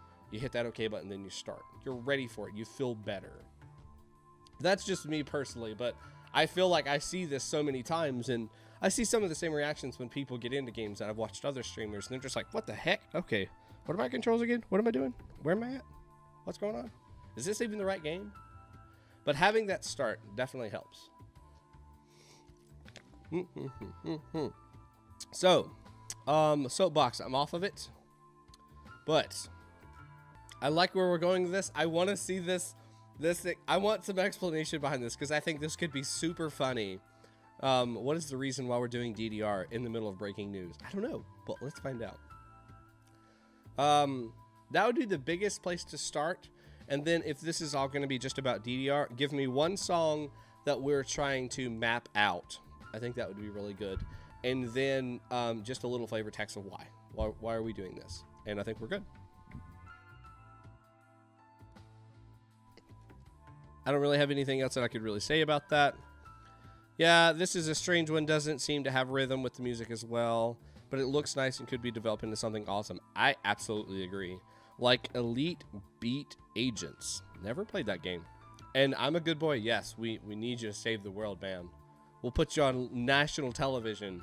You can just break it down with some DDR. Text popping up while you're playing. I like that. Some articles or something like that that's coming across the screen. Newsflash, it turns out the studio is going to be saved because of blah, blah, blah. And that's whoever the player is. Yakuza. It feels like a Yakuza minigame. I'm not sure what that is. Never played a Yakuza minigame. Maybe I have. It was a game I played a long time ago called Work Time Fun that had little minigames. Kind of feels like that could fit into that category. Maybe that's that same style. Having words spelt out. New awesome game idea. Be cool to have the words instead of arrows. Ooh.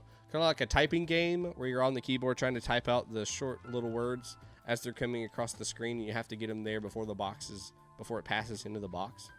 Oh. Oh. being forced to miss words that don't fit. Ooh. Oh, that's interesting. That would be cool. I like that. I like that. So you have a predefined box, and you're trying to only spell out words that will fit in that box. So that's like you are judging the size of that before it comes in there. So you're like, is that one I should type or not type? Not really sure. Oh, here's how we sell this. Okay, so I'm giving some ideas to emelent, and I think chat is helping as well. So picture this. We have maybe this is kind of the direction they were going. I'm not sure. But so this is our newscaster, right? Our anchor woman. She's sitting there. She's on live. And all of a sudden, the teleprompter, all of that just disappears. Every lick of it is gone. So you, as the person who's manning the teleprompter, have to come up with what the next story is going to be. The yellow box represents what the lady is actually saying, and all of the text is what you are typing, trying to make up that story. So you could be fumbling the actual words. Get out of here. You could be fumbling the actual words on the keyboard, and maybe that garbles her speech or something like that if you miss a word. That could be so much fun and hilarious, and would make sense with what's kind of going on here. It would pull back and kind of detach the DDR idea, but the DDR isn't really, we're not hearing anything melodic attached to these presses, these keyboard presses. But I think that would be really cool. Let's make it into sentences or something. Yeah, that's what I was thinking, that you would be the teleprompter. So yeah, that is a little bit different, but those are very cool. Very, very cool. I like these ideas that we're coming across. So emelent, if any of these sound interesting, maybe you can get together with the community and help turn that into something that's a little bit more.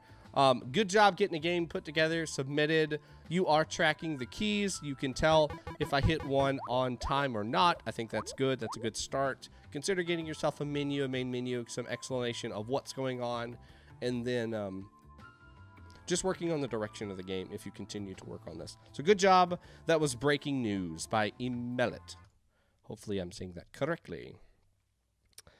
Your brother just wanted to give you a quick thank you because a few streams ago you recommended Blackthorn Prod and has been a huge help, and I've made strides since then, and I'm getting closer to making games. So thanks for the advice and support to go and learn game design. Aw, you're welcome, a game who ninjas. I mean, a Ninja Who Games. You are very welcome. So for those of you who are not in the know, Blackthorn Prod is an amazing person. His name is Noah, and he has a YouTube page that you should go check out. Holiday, thank you so much for recommending that, even though that wasn't your intentions. But go check him out if you want to learn how to make some awesome games. He has a huge collection of YouTube videos, and on top of that, him and his brother just both recently created a Udemy, I think that's how it's actually supposed to be pronounced, or Udemy course. He actually has two that you should go check out if you want something that's a little bit more hands-on. On top of that, it's also, he has two different categories. He has one that's like for very, very beginners, and then he has another one that's for a little bit more advanced, creating a top-down shooter kind of game. They are on sale. Both of them right now are on sale for $10.99, value priced at $75. I'm not getting paid anything by saying this, by the way. This is not sponsored. This is just because I really like the dude. But go check him out. $10.99 for both of these courses separately, $10, $11 each. They're really, really good. Lots of people have rated them. He has a huge YouTube channel with a great following, an amazing Discord.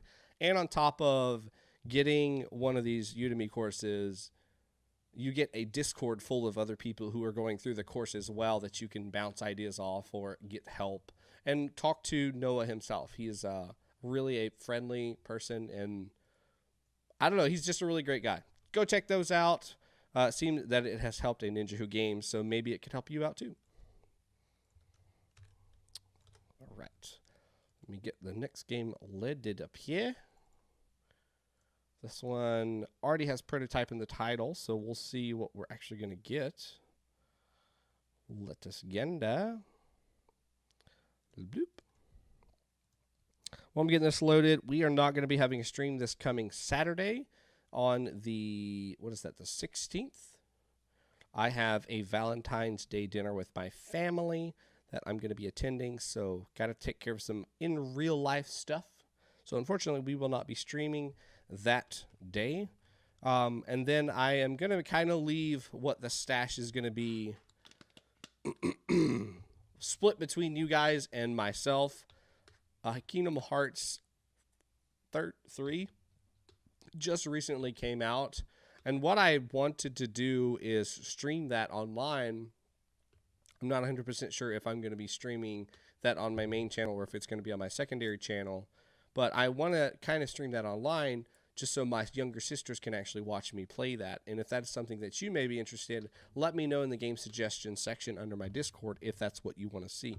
If not, that's okay. And if you don't want to see that, we will just play our regular game, a new game on Saturday at 7 p.m. like we normally do. We just finished To the Moon 2 Saturdays ago, an amazing experience. We were supposed to have that for a couple weeks, and we ended up finishing it in one stream. We went for 5 hours. It was supposed to be a 2-hour stream, but we had a blast playing it. I just could not stop. So up to you guys if that's something that you want to do. If you want to see me play that, then cool. Let me know in the Discord channel under that game suggestion that you would like to see me play Kingdom Hearts. If not, that's totally cool. No hard feelings because I'm still going to play it anyways. All right, so enough of that. When are you going to stream the Global Jam tonight? So I will be streaming it after the 12 games. We're on number 7, so we have just a couple more to go through. And then after that, I will be playing the games that were submitted to Global Game Jam to my list. And there is also a list of that. So let me pull that up, and I will give that to you guys. I know it's kind of a disarray. We're not really organized with that. I did have to cancel the original stream for that because I was just out, man. I was just totally out. Had to cancel. Had no choice but to let that one go to the wayside. I wanted to stream it so bad, but I was just not feeling it. I was feeling so bad that day. It got everybody at my work. Like, everybody got sick. It was nuts. Yeah, let me pull up that list. And when I say everybody, I mean literally everybody.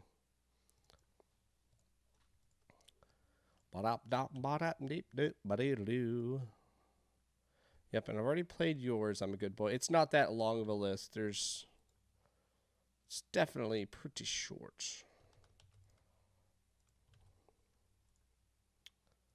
Okay, there is the list for Global Game Jam. There is a total of really four games on there, since it looks like there were 2 submit. Oh, Behoarder. Okay, so that's actually submitted by Shadow, so I can just delete that one since we've got the original. Access denied. What? You mean I have to share it to you? God, you're so picky. God. All right, I saved the changes. Let me click it. Click. All right, now that should be public. You guys should be able to see that. Yep, I see an anonymous loris, an anonymous coyote, anonymous jackalope, an anonymous python. Welcome all of you guys that are anonymous on my page. Okay, on to the next game. Rafa, you're on there too. I saw your game. So this is Katamari, prototype by CloneDeath. Boop, boop, bop. Let's gander, shall we? All right, so we have a ball, and we can pick up stuff. For those of you who have not played this game, na na na na na na na na na na na na. That's about all you need to know. And then kind of what's going on right here. So you have this giant graviton ball that is just going and picking up smaller objects. The bigger the ball gets, the more mass we can actually pick up. So one would assume after we pick up all of these small things, we should be able to pick up maybe these blue objects as well, these blue squares. Where are the words? I don't see words at all. Do you see words at all? I don't see any words. So this one is not a good fit for the theme. I would have to agree. Yep, we can pick up the blue ones. Your brother has been streaming for a total of 1 hour and 49 minutes. Wowzers.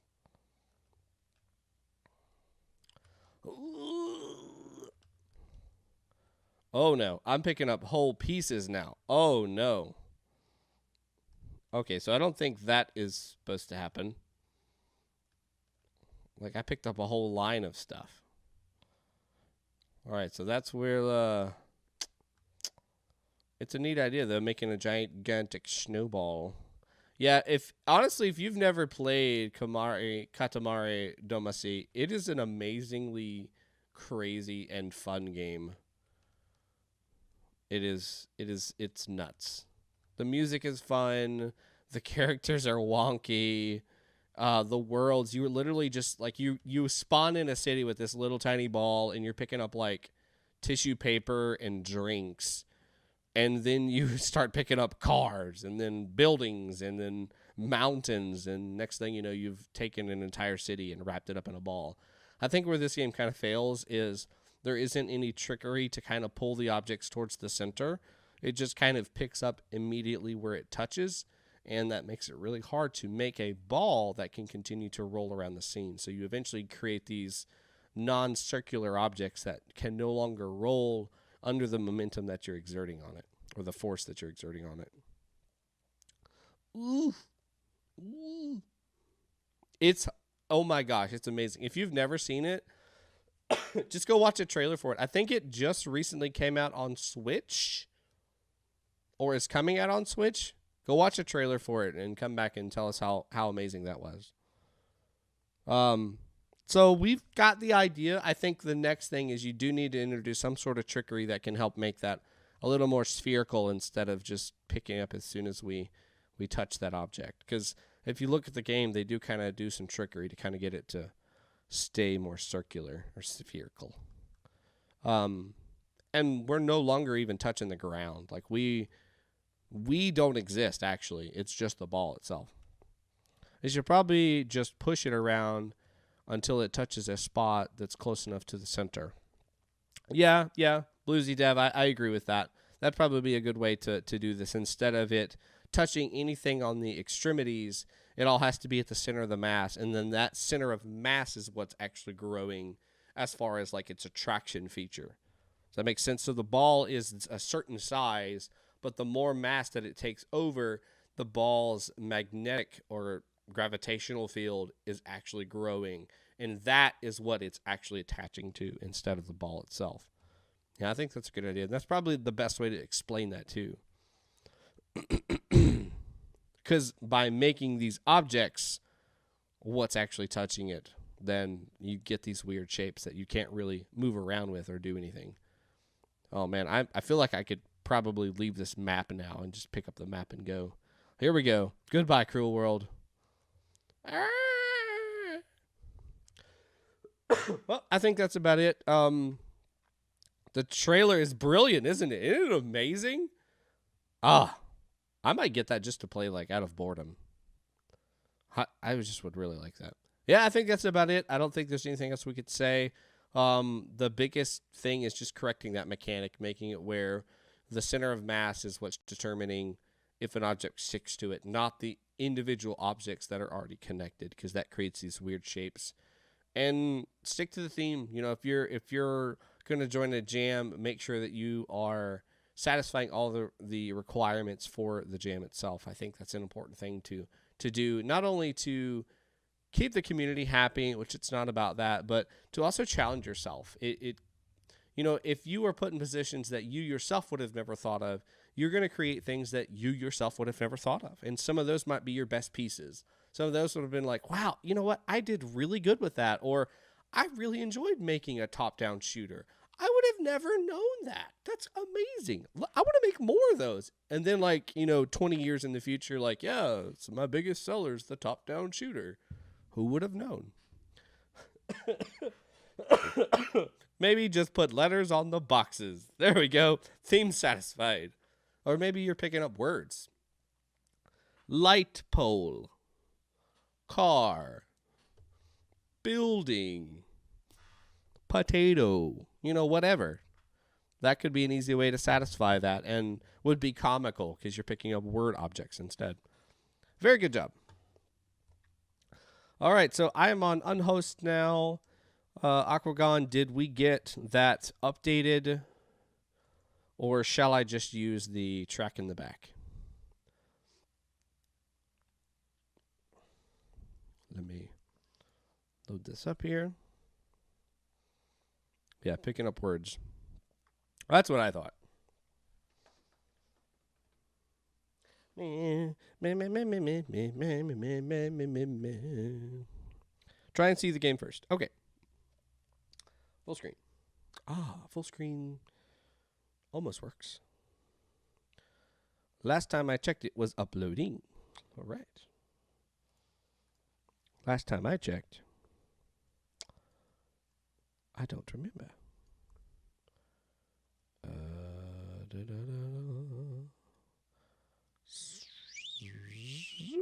That looks about right. Now let me go ahead and pull up your track. That was about 15 minutes ago.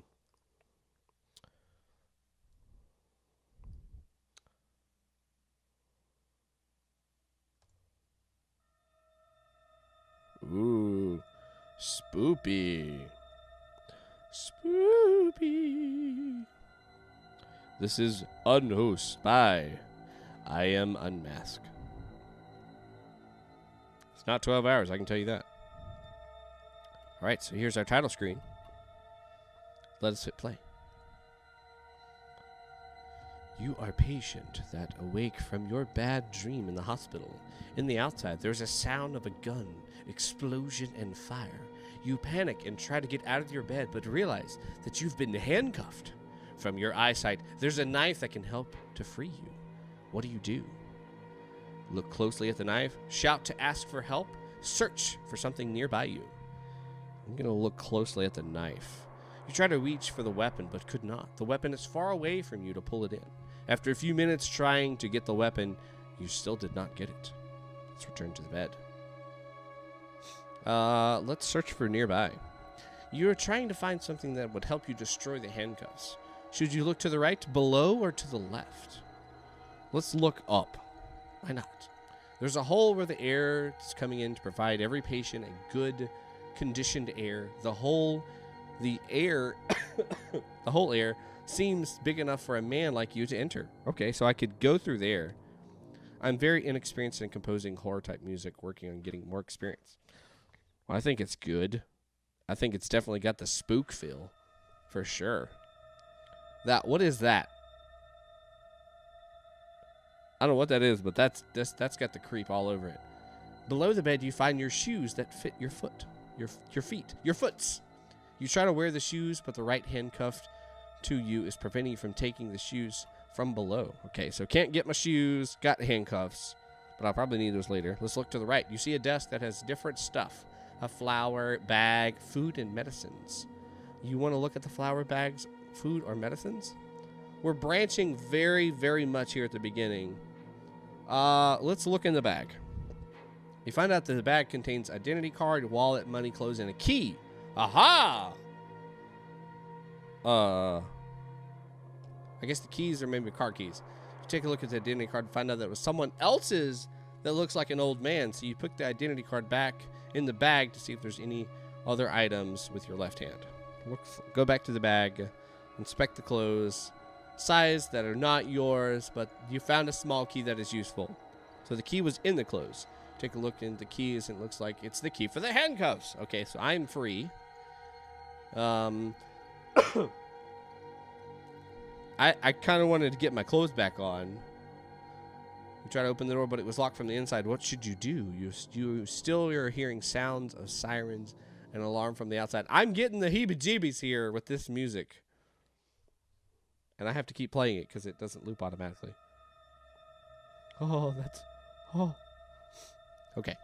Let's look at the weapon. You see an axe not far away from your bed, but is it locked in the screen? So will you turn back and find something? something else? My wife just walked in, and I just bet had a mini heart attack. Okay. You're searching nearby an item that can break the door and unlock it from the inside. A few minutes looking, there's a weapon, handcuffs, chair, and a button. To break the door. Well, I can use the axe. I think. My job is done here. Yeah, you've done good. You did a good. You see an axe not far away from your bed, but it's locked in a screen. Oh. So let's use the chair to break the screen. Yeah. Use the chair to destroy the screen with violence, but it doesn't damage the screen. Use the knife. Maybe I can like pry it. But found some early knife that you cannot reach. You searched the bed and found the knife that you cannot reach earlier. Got it. So we got that. Use the knife on the screen. Maybe we can pry it. You just break the screen of the axe by using the dull knife. Axe is now in hand. Okay. Now we can lock the door. Let's search a little more first. If I press the button, that's probably a call button. I don't need to break anything now, so I'm good there. Oh, crap. I think I broke the sequence, so I got to go back through it again. Use the knife. Pick the knife up. Okay, so that's what we need to do. Oh, no. Stop the music. Mouse. Where's my mouse? Give me my mouse back. What'd you do? Give me my mouse.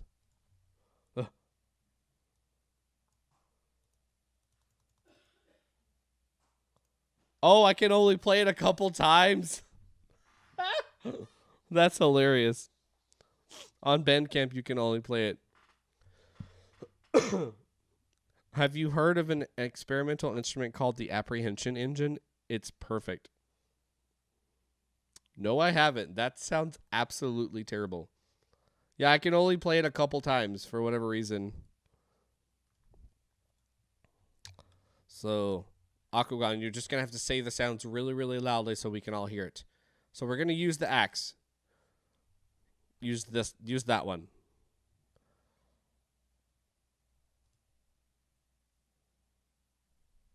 That's not the thing. I'm a good boy. Whoops. Oh no. Did I close it? Did I close the game? No, I didn't. Okay.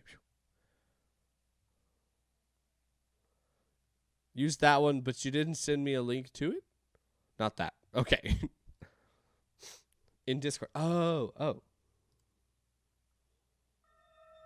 There we go. Okay.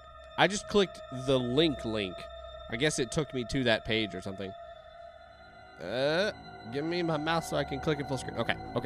Unlock the door. Use your right hand to unlock the door, but it's locked. What you gonna do? Use the axe. You just break through the door with the axe. Now you're out of the place and looking for help. I did it. I got out. I'm free. So, tension was building throughout the game. I will say that. But I didn't have any sense of like real fear. There wasn't anything that presented itself. The music definitely gave me that feel of nauseation. I'm just scared. I'm fearful. My stomach is upset. Like, I feel like something in the music is going to jump out at me, and I kind of expect that same thing in here. So, I need that fear. And while you were searching underneath your bed, you heard a quiet creak from the other side of the room. And you know that nobody was in here with you. You know, some sort of dialogue that's going to let me know, hey, you're not in a safe state. You need to be careful. And that's kind of what the music is mimicking, is there's this uncertainty. There's these progressions that are just kind of really creepy and just that tension that's created. I want to see that in the game itself. Let's shout for help and see what happens. But no one is in this place can hear you. There's sound in the hospital that causes siren emergency, and that's really disturbing to you, calling from help. Burger. Yeah, when I clicked on SoundCloud, it took me... Okay, I don't know why I did that. That's weird. Takes the blame. Never got to play the game, so that's my bad. It was glitching, thus I wasn't aware of the entire storyline until now. Ha-ha! That's okay. It's a team effort. It's a team. I think we went through all the other choices. I wanted to go through the ceiling. I thought that's maybe where we were going to go. Because they said the hole was big enough for a man to fit through. And obviously who was taking care of me left their stuff here. And literally their stuff, their clothes, the key to lock me up and everything. Well, it is 3 a.m. Thank you so much, Holiday. Have a great night. Thank you for coming out. I really appreciate you. Sleep tight. Don't let those bed bugs bite. If they do, make sure you start asking for rent. Rent money. We did that. Closely at the knife. Return to the bed. Z. Left. You see a window. You try to get open. It's stuck. You look out. You see that it's dark. Probably see what's going on here. An explosion. And gunfire can still be heard. So we have all these elements, but they're kind of like in the distance. You know, we hear about them, the sirens going on, but there's nothing in our immediate presence that's scary or making us, you know, feel vulnerable. We've got some weapons and stuff to kind of take care of us, but nothing that's really taunting us that we need to use those weapons. So I think that's the only missing element in here, other than grammar, and that's something that I don't really fault people, because we have people from all over the world making games in different languages, and a lot of the people making these games are learning English for the very first time, so they're trying to use translations to get that to happen.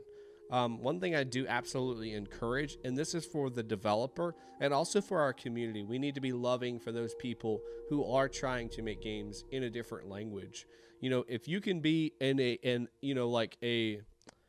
interpreter, but at a very low level, that would be great. You know, have them try to go use Google Translate, or if they know some English.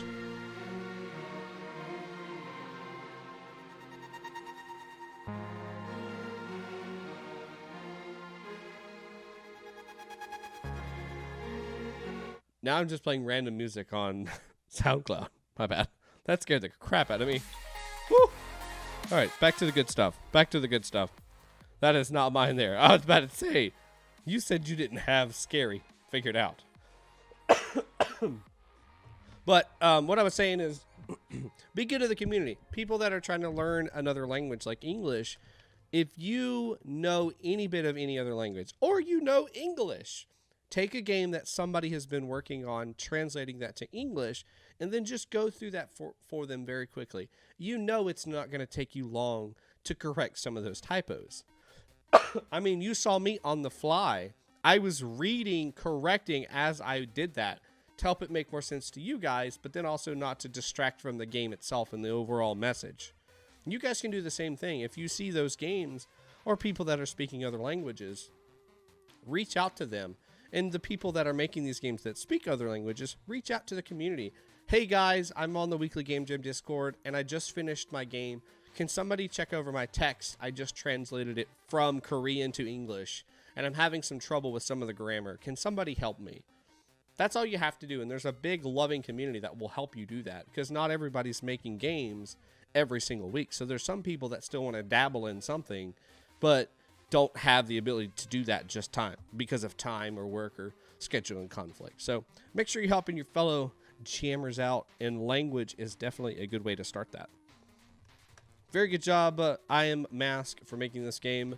Very good. Aquagon for making that music. I definitely had the pants scared off of me, and my socks as well. Created some tension. I just wanted a little more bad guy in there. I wanted something, a ghost, a demon, zombie outbreak. It kind of reminded me of The Walking Dead there at the beginning, because I was handcuffed to the bed and I woke up and I'm like, oh my God, there's going to be zombies somewhere. I'm going to freak out. Yeah, I think that was the biggest thing there. I like the amount of branching we did. We had lots of different stuff going on there where I could kind of continue to branch out and find more information. I think that was cool. Very good. Very good. Very good. Right.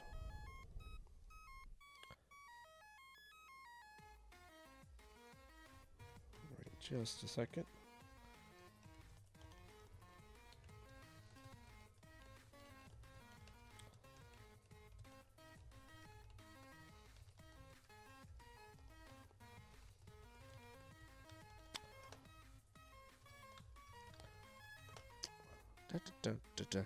Definitely a good old style word game.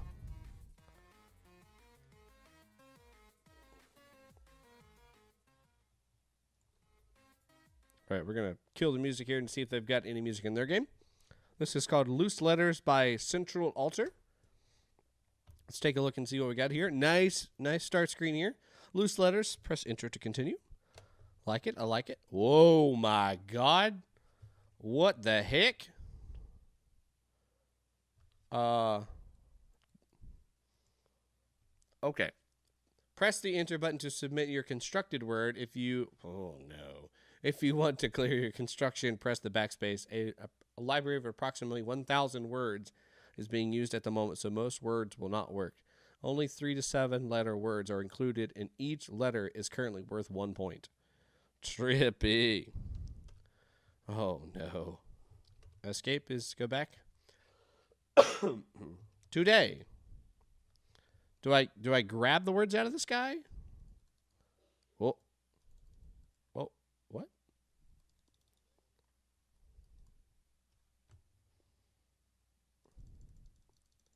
I'm very confused. I'm clicking on them.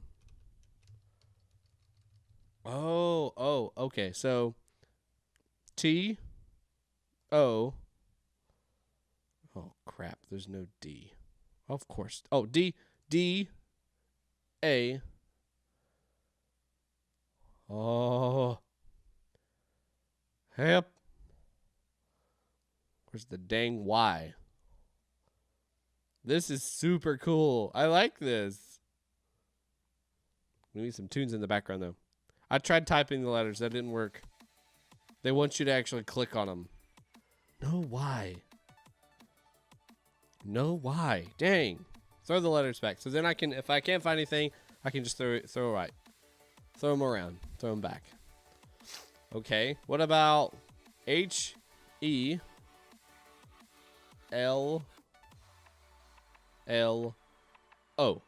Hello. Okay. Did I win? I submitted it. Okay, I guess that doesn't work. Okay, let's try D-O-G. Submit. Enter was submit, right? Backspace was go back. Well, it said only 3 to 7 letter words are included, and each letter is currently worth 1 point.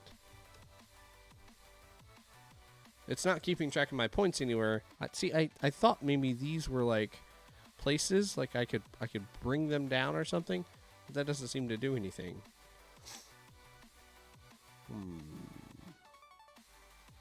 What about water? That's a pretty common word. W-A-T. Oh, nope. T-E-R. Water.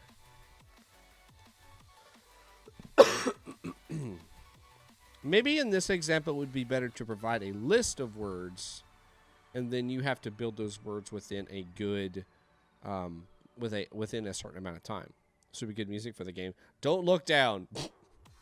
Well,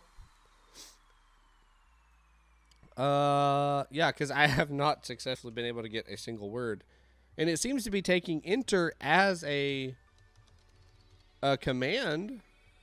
Oh, some of these are getting stuck. They're losing their velocity because they're slowly bumping into each other.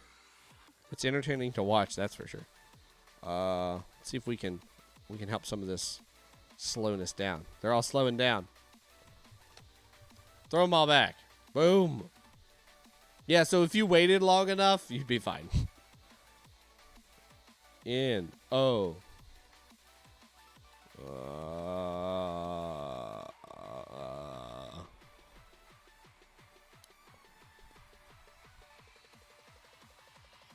Where's the P? I bet that red one's the P. Let's click it. E. And then enter. Nope. Guess not. Wait, that threw out different letters. That was a C. Oh, no. I guess that was the C. Okay, never mind. Are there 26 in all? No, because there's 2 A's. Never mind. It's not just the full alphabet. neat idea, but doesn't seem like it's executed like I was expecting it to be. And that's kind of makes it a little confusing. I love how you're distributing out the tile pieces. I think that's cool. Throw them all in the center, watch it rainbow, and they just kind of expand out. I think you need to have a constant velocity on them. I don't think they should ever just stop. They shouldn't lose that. It just needs to kind of keep going around to kind of create this. I liked the idea of the drag. I think that might have been a cooler way to do that. But, you know, it's kind of cool, too, to have them where they're kind of overlapping and you're trying to click on top of them. I think click and dragging makes that still kind of feasible because you're still trying to, oh, crap, I need that letter right there, S. I need that one. So then you're click, hold, drag, and bring them down. And that'll be a nice little visual thing. You get to see them appear on the screen instead of just click to remove them from gameplay. I like the kickback that you can drop all those words or the letters and they kind of come back on the screen. I think that's cool. Some sound effects when you click the words would be good. When you release them back into the field would be good. Some music in the background would help do justice for this. Watch the eye slide by. Hey. Reminds me of the Windows Vista bubble screensaver. Oh, Jesus. The processor hog, you mean? Man, that thing. If you ever went and looked at how much processor that uses, a process power that uses, it's nuts. It's way too much. My wife loved that one. Love that one. You can hear the fans running on their old computer when that one would kick on. It's so funny. Yeah, I think that's about it. I would like to see a score actually being counted. I know you have a small list of words, and that's okay. I think some of the common words that we've used, dog, water, hello, maybe cat, 3 to 7 words, 3 to 7 letters. I think we could have got some of those. I think a list could be appropriate. Like I said earlier, if we had a list and you gave us a time frame, we're trying to build those words as quickly as possible. With the letters kind of going all over the place, that definitely makes that a whole lot more rushy, and you know, it kind of makes my heart beat a little faster as I'm trying to, oh gosh, I only have 20 seconds to build that word. And the word is nope. Oh my God. Where's the N? There's the N. Oh shoot. Where's the O? There's the O, P. Where's the P? There's the P. I need an E. Okay, whoo, enter. All right, great. And then you move on to the next word. It's kind of like Scrabble on steroids, except for you don't get points for making your own words. You only get points for making words. And also, we are constantly throwing the letters up into the air. So good luck, have fun, don't die. I like it. We're getting somewhere. I like the tile pieces, the colors. The background looks fun. It doesn't really communicate that this is in a world of Scrabble or anything like that. We kind of look like we're getting ready to jump into a Mario game. Maybe there's an explanation for that. Maybe we're in some sort of word world. All of these are actual people. These are different clans because they have different colors. I have no idea. I'm just making it up as I go. But good job. Keep up the good work. Get us some way to count the points. Make it where, you know, we can either see that list, like I said, and we're timed. You know, maybe it's not like I can just pull up a list and look at all the words, but maybe it just pops up on the screen, maybe the bottom right-hand corner or bottom left, and then I have to spell out that word using the pieces that are flying all around the screen rapidly. Yeah, good job. Loose Letters by CentralAltar. Keep up that good work. Thanks for submitting this game. I think you did a good job. Oh, look at this. La la la la la la la la la la. That'd make a nice little background. That's really cool. I like that. All right, all right.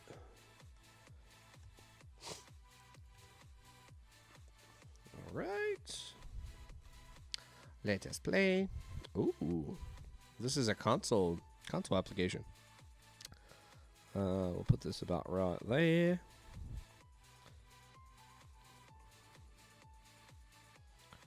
Make sure I size this correctly.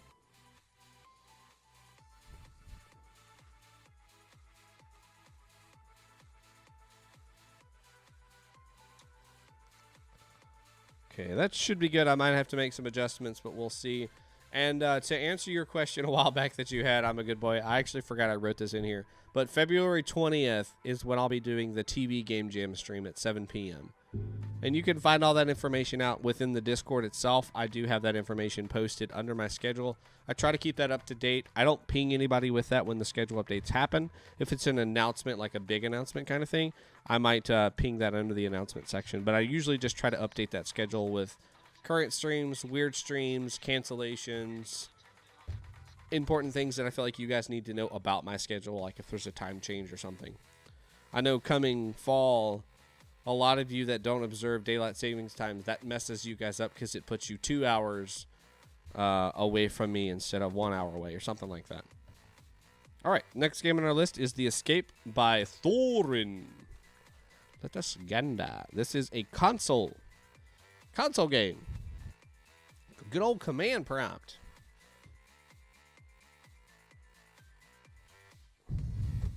You are in a small, dim room that leads to an even darker corridor. You can either look around the room or continue the corridor. What do you want to do? Do you want to look around? No. Into the darkness. Oh, God. No. The dark hall is fairly long but silent. Soon the passage divides into two. You can turn left or continue forward. Always go forward. No.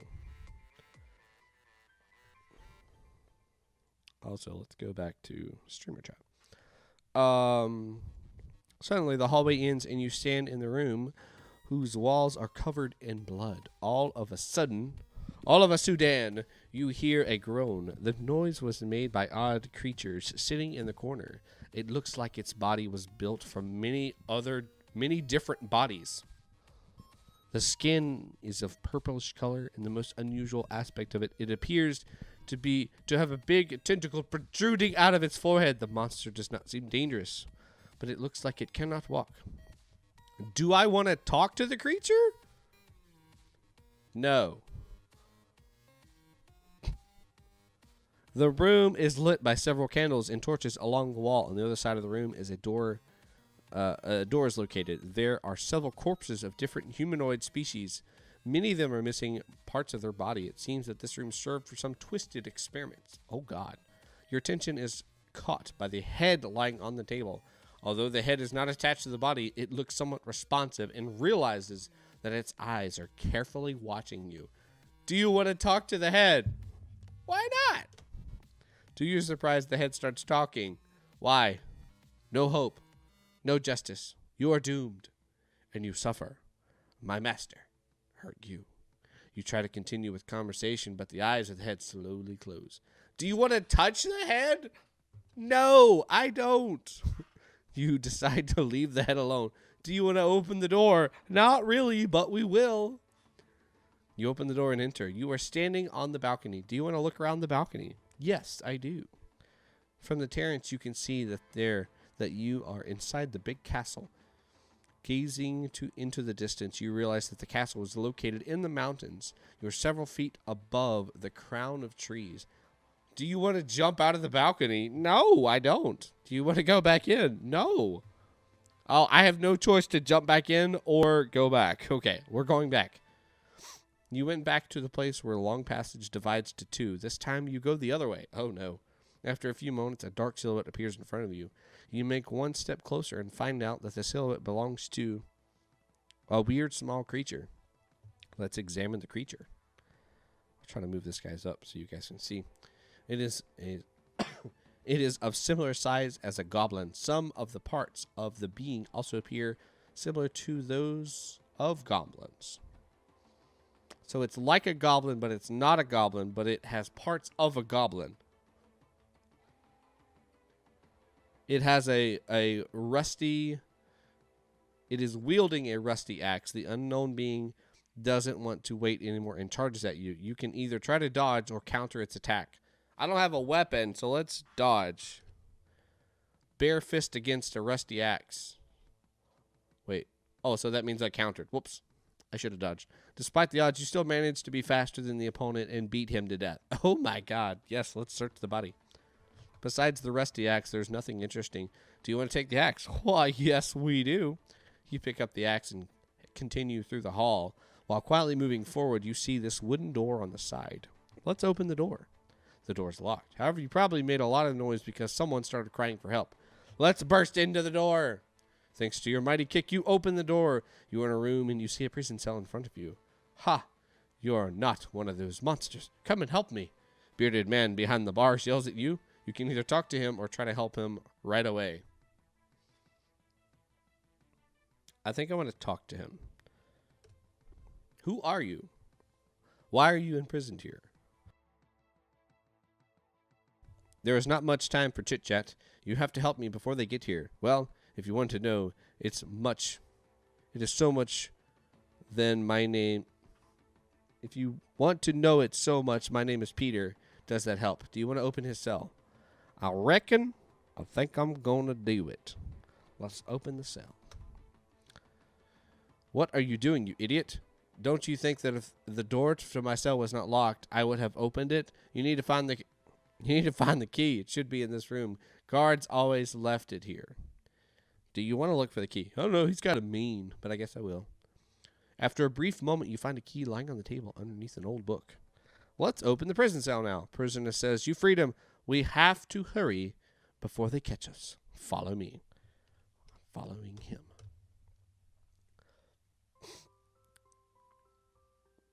The bearded man is heading back to the passage. A daunting scream resonates through the hall. The man in front of you stops. Humanoid creatures with several tentacles on its shoulders stands in front of the escaping room in combat stance. A humanoid with tentacles on its shoulders standing in a combat stance. Man, that's some imagery right there. This time it is even slightly taller than a typical man and is wielding seemingly sharp long swords. Do you want to initiate combat? No. Your new friend initiates the attack with only his bare fists. The monster tries to grab its sword, injures his leg. It is bleeding badly. The enemy prepares for a fatal blow. You can either wait and see how the fight will go or engage. Do you want to wait? No, let's fight him. Unfortunately, the enemy is faster and pierces the prisoner with his sword. You strike it with your axe while the monster's attention is still on its freshly killed man. The attack is a success. There are now 2 dead bodies in front of you. Do you want to search both bodies? Yes, I do. Just when you're about to search the bodies, the long sword slowly vanishes like it was some magical ethereal metal. Besides that, you find nothing that would spark your interest. Looking forward, you see the end of the passage. It leads to a well-lit room. Yes, I want to exit the passage. This room looks surprisingly elegant, with colorful carpet on the floor, expensive-looking furniture, and several paintings on the wall. On the other side of the room leads to an old staircase. Unexpectedly, the staircase is disconnected by a large gap. You would have to leap. Are we playing D&D? It feels like it, right? You would have to leap. However, you are not sure if you could jump that far. What's more, you hear voices coming from the hall. You have to decide fast. Do you try to jump over to the gap? Also, I was a dungeon master in another life. I don't know if you knew that about me, Aquagon. The distance between the 2 sides of the staircase is too big. You fall down. You are dead. It's accurate. It's totally D&D. Oh, man. Okay, so we obviously don't have time to go through a full thing again. But I think they did a really good job at writing out this story. Yeah, we had some grammar issues trying to get through all this, but the idea was still present. I didn't have trouble understanding what was going on, where we were going. I think maybe the biggest takeaway here is we should lose some of the obvious choices and focus more on the more important choices that you're asking the player. A good example of an obvious choice is when you go to the balcony and you are asked, do you want to... How do I rephrase this? Do you want to look around on the balcony after we have already figured out that it's either jump or turn around? If I say turn around, don't ask me to re-explore the balcony again. Just take me on back inside. I've already accepted the choice of no, I'm not going to jump because I don't want to commit suicide. And I've already explored that balcony. Take me back inside. So that's one example where we could kind of slim down that conversation a little bit more and keep us in the actionable, the important steps.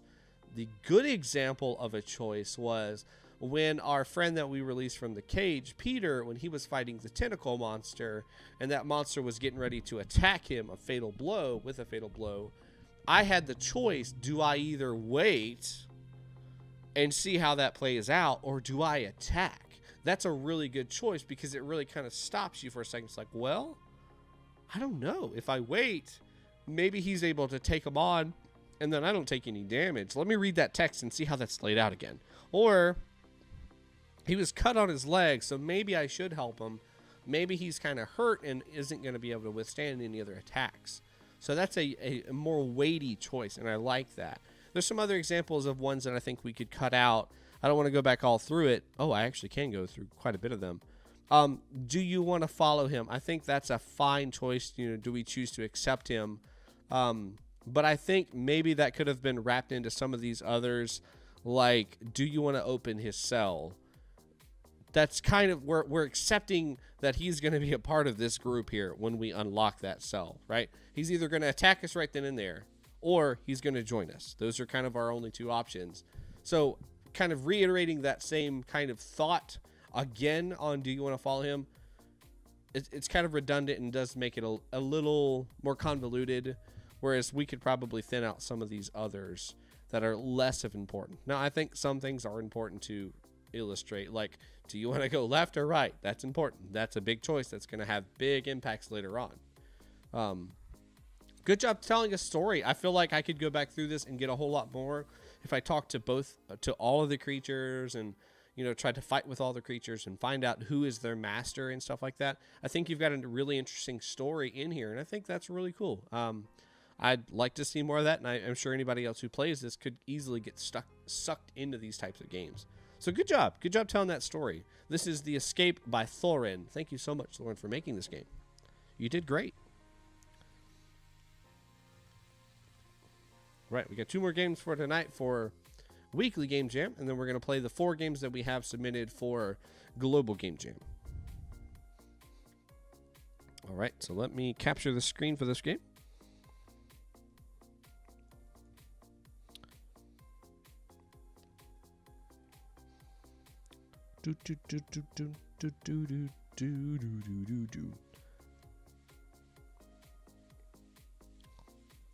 Aquagon, did you ever play any D&D? Or are you a D&D fan? Played D&D for about 2 years. I had a couple different groups that I ran.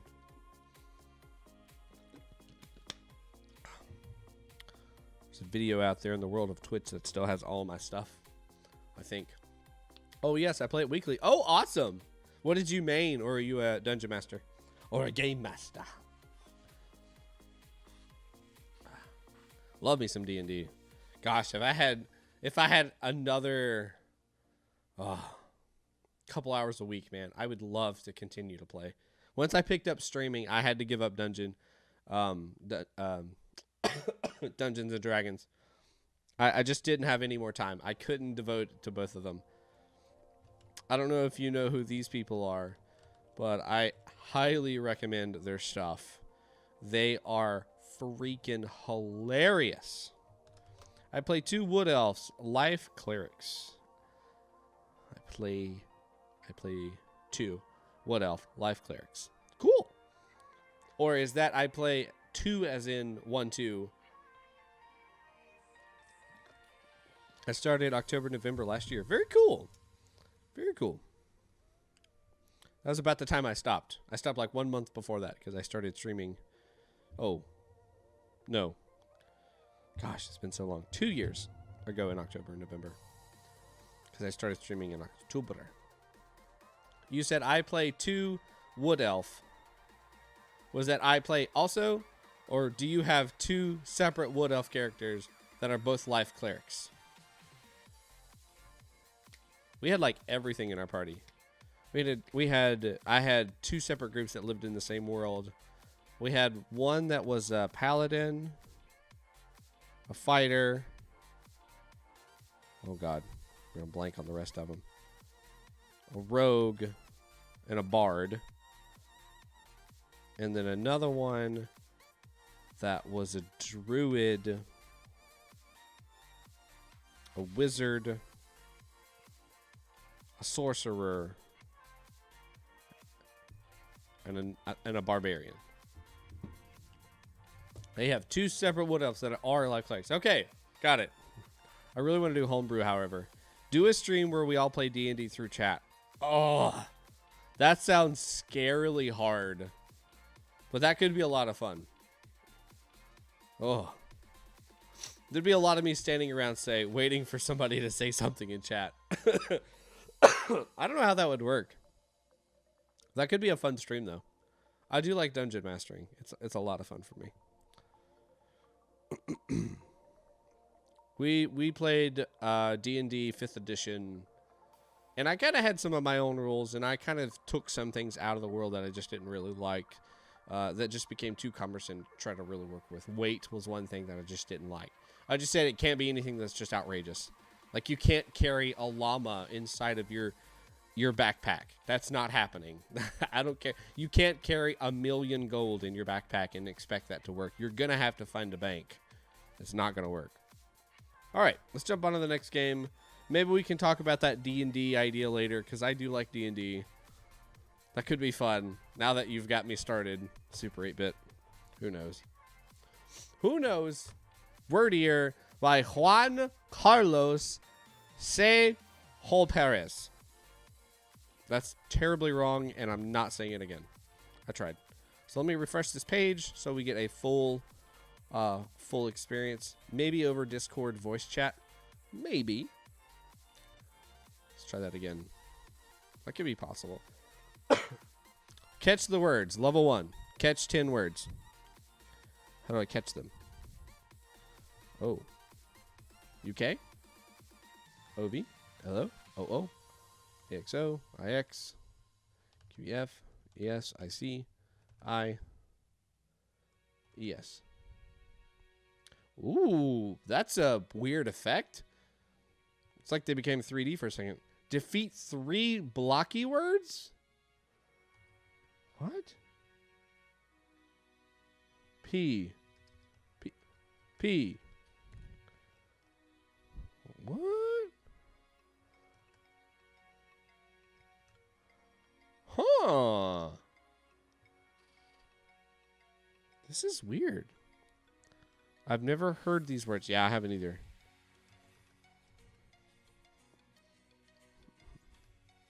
How interesting. Okay, so it's like I'm seeing words out in the field, and then I am summoning these letters, and they are what are going out and defeating the blocky words. The first time it was just me collecting words, which taught me how to do so. That's neat. And then the second time it was me actually seeing words out in the field and saying, hey, I need these words because I'm going to use them to destroy other words. Oh, look, and then now there's more. Oh, very cool. Oh, this is neat. Very neat.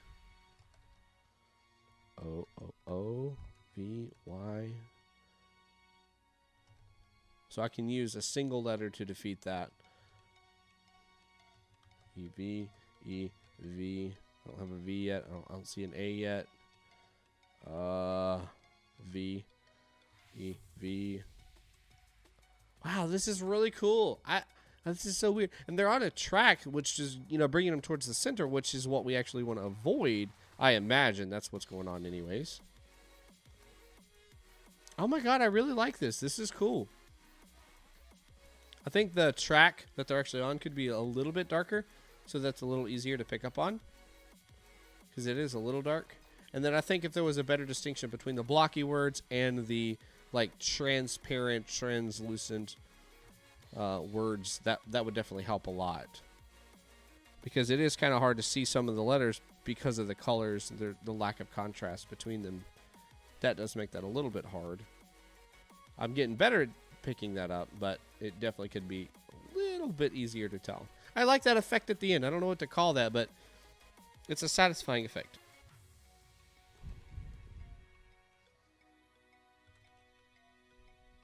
Yeah, this just hits a weird place for me. I think this is really cool. Oh, no, BA. Oh, BA. Oh, man, I'm going to miss that one.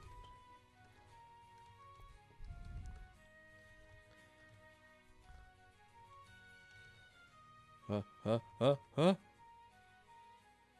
this is really cool. I wish we had some music though. That's pretty much the only thing I think I could say that's, you know, music and sound effects for this would be really cool. Every time we successfully pair up a word or something, we get, oh, that's neat. I'm learning so much about it every time I play something.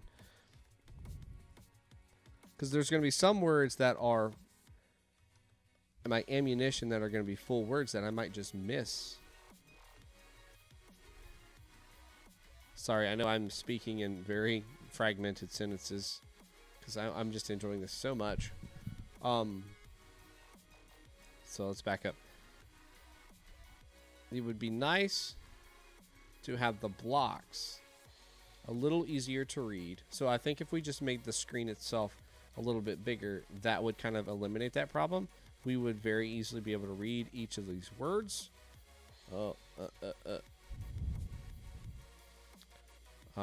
That would definitely fix that problem. And then some sound effects for every time that we've successfully pulled in ammunition and when we have successfully defeated a block word.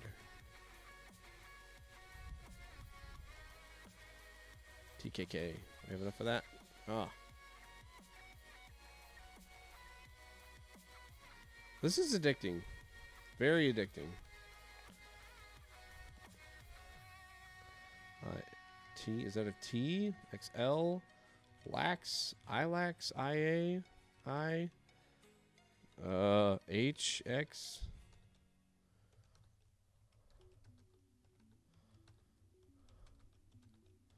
Holla! Holla! Oh, I didn't get it. Tala. There you go. This is the music for the game. Cellular by Zircon.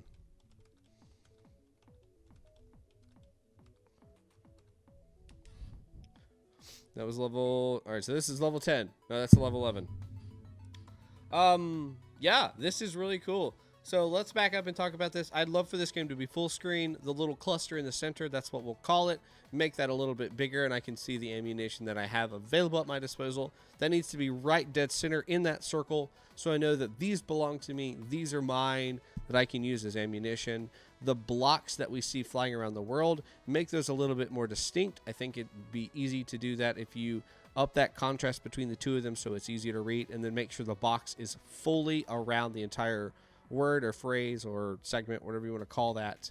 Any of the ammunition that's floating around, I think that's totally fine if we make those other elements a little easier to read. It'll be easier to discern between the two of those. Sound effects would be good to have something when we complete a segment, we've destroyed a block, and then when we've also summoned some more ammunition. That effect at the end, I really enjoy that. I think that's visually really appealing to me. I can't really understand why, but it definitely is really cool. Now, we had shapes and stuff like that throughout the level, and I thought maybe as these blocks are kind of orbiting around the center cluster here, I thought maybe if they got to the center, that's when I would lose, but I felt like there were some cases where I lost early, and I'm not sure why. But I like that idea. It's kind of like that game a long time ago called Zuma, I think. Or it was like a frog in the middle, and you were shooting colored balls around the tongue pathway. I think that's what that game's called. Someone will have to correct me. And if the balls got all the way to the center, which would be the mouth of the frog, then you lost. So you had to try to line up those colored balls in like segments of 3, which would shorten it until you came all the way towards the very beginning where they were starting to push out the balls. And that would be how you win. I thought that's maybe what was going on here, is as the blocks started to travel down that path, if they got to the center, they would lose. But it seems like after 10 levels, that theory has gone out of the way because they're just kind of orbiting around now. I liked that. I think that was a good element that could stay. I think, again, the contrast between the two colors could be a little easier to discern them. Zuma, yes. Okay, that's what the game was called. Because it just wasn't... You know, we need a little bit darker, or it needs to be a little bit lighter on one of the two colors so there's better contrast, so it's easier to see each of the letters. But cool. That was addicting. Very addictive. Good job. So that's Worders by Juan Carlos jvolonte. I think that's correct. I'm going with that one. And then we have one more game for the Indie Sunday portion of this episode. And that will finish that out. And then we're going to jump into Global Game Jam. Our last game for Indie Sunday is called Fingerteeth by Andrea Pignataro. Pignataro. I don't know how I feel about that. Oh my god. This looks creepy. Oh, these are noises that I am not okay with. No, sir. Fingerteeth by Andrea Pignataro. Oh, God. So this is what we have. I don't know what's going on. What kind of cursor is that? It looks like part of a honeycomb. Are you sure there's no going back? No. I don't care. The game starts whether you want it to or not. I'm terrified right now.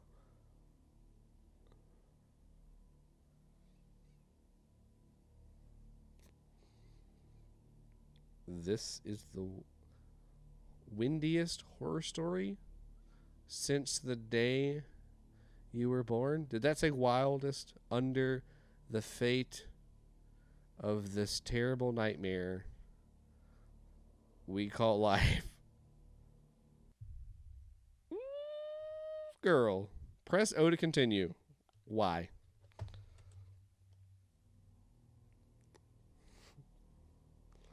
Trying not to look at the screen. It's gonna be a jump scare. Oh, my heart's pounded. What are you doing to me? Beyond the mountains lived... Oh, what was that? Woman who never knew how to please her dreadful and smooth stone. What? I read that right. Press D to continue. Oh my god, this is just hurting my heart. I don't know what's happening. All she could think of was so relatable and sad that the stone wept each time she touched him.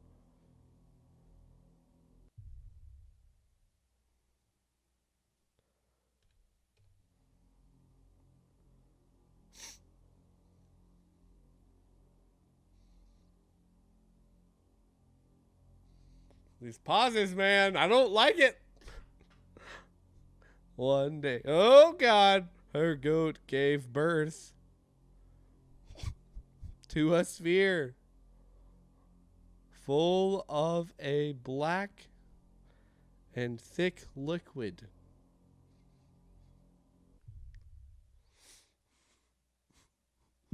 I don't want to continue. Yep, those are words. Check.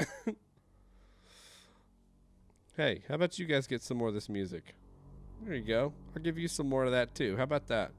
So the woman decided to bathe the stone in the black liquid. Why? But the goat died. What was that right after? Yep. Okay. The decision-making skills of this lady is not very high on my books.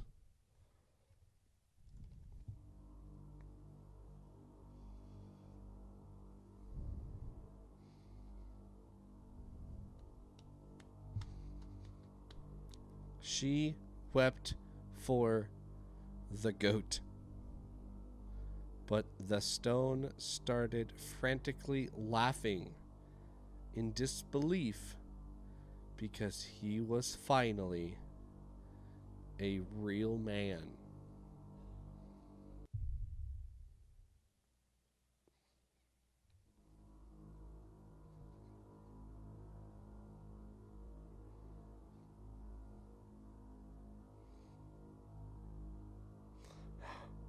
A deep and hot hole appeared where the man was now silently standing while holding his mouth with a hand found nearby.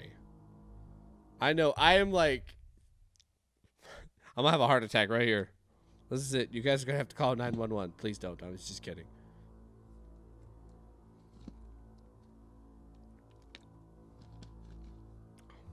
Why was he holding a hand? The hand had fingers full of teeth that immediately started rattling for the cold. This is some weird stuff, you guys.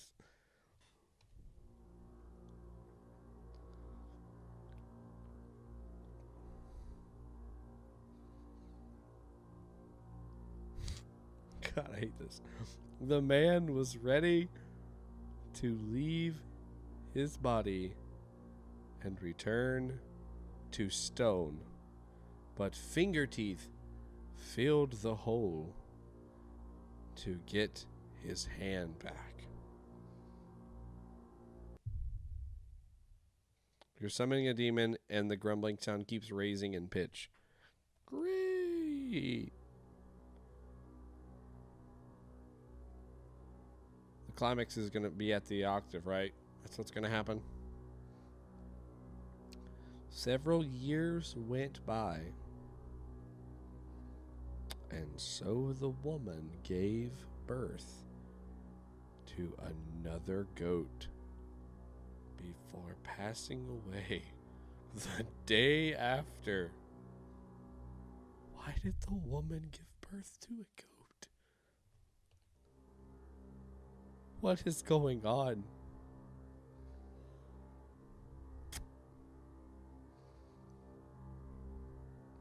Mother, said the goat, when he saw the corpse of his mother rotting inside the cage Fingerteeth built with her bones.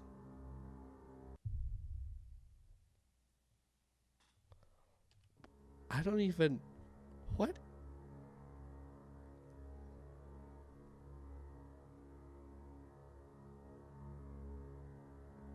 Inside the cage, a gruesome bird was eating the rotten flesh that restlessly dreamed of a better way to save her son.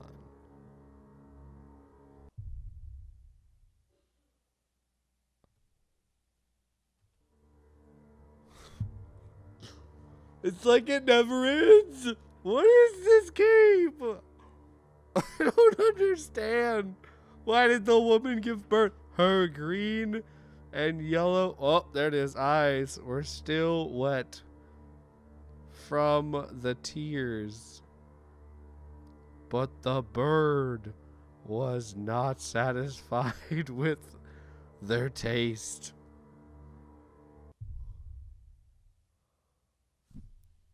Do you guys think maybe this is like randomly generated text? And like it just keeps going and then asking for other character presses? And then if it mentions a hot word.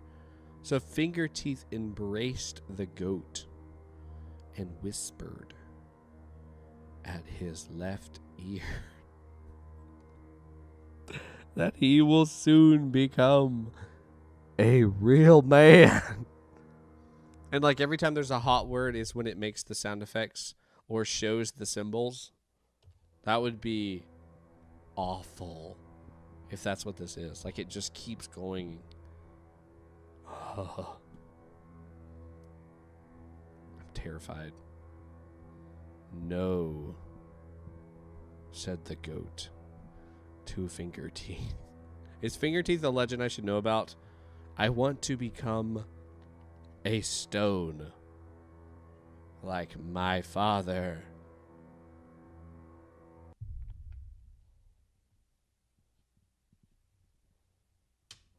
Okay. Okay. Okay. Right. But the goat was wrong because his father was right there in front of him. His father was Fingerteeth.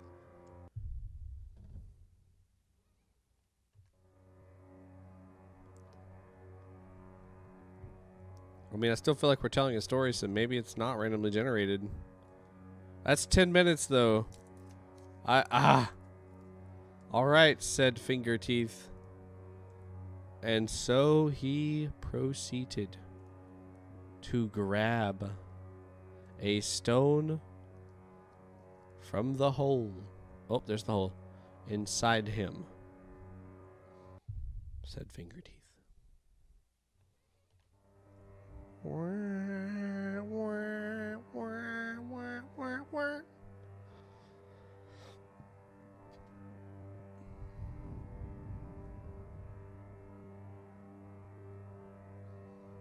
This stone is your father, said Fingerteeth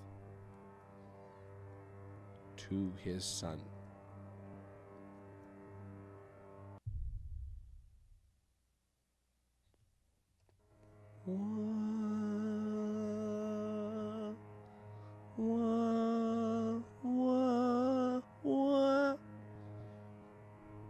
And so the goat ate the stone in one single bite. What? And so the sky went dark forever. What?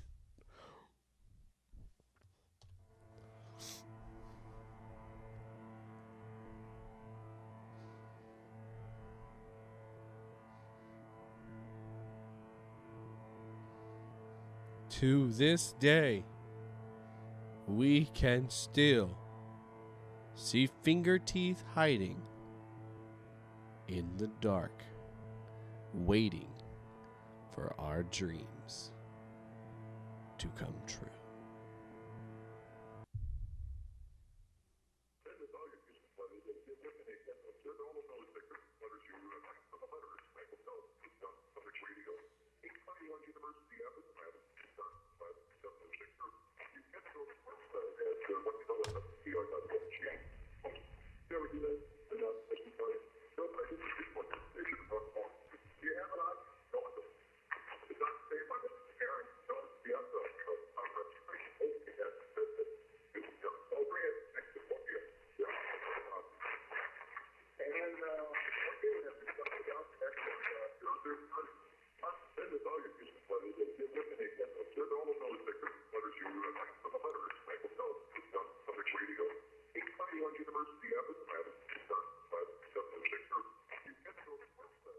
I can't make out any of that.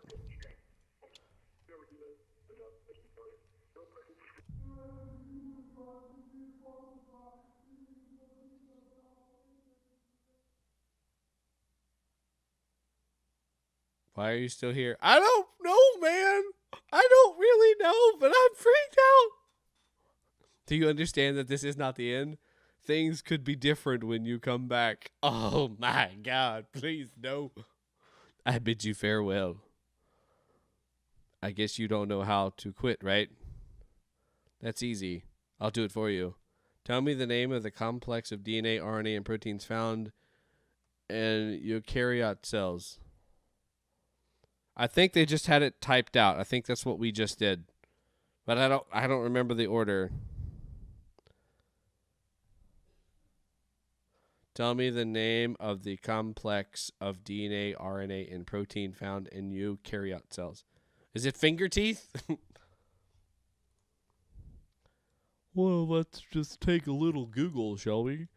The complex of DNA, RNA, and protein found in eukaryotic cells.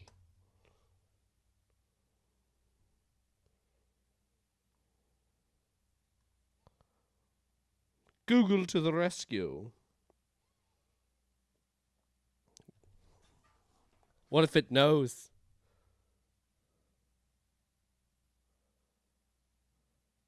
That you Googled. I know that you Googled. Oh!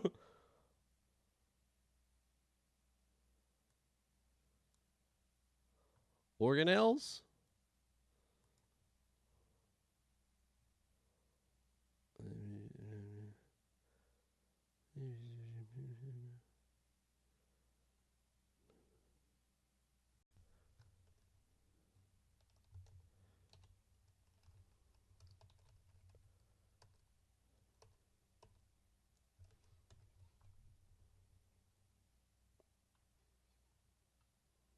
I think it's organelles. Whoa, I almost clicked stop stream. Whoo. Organelles.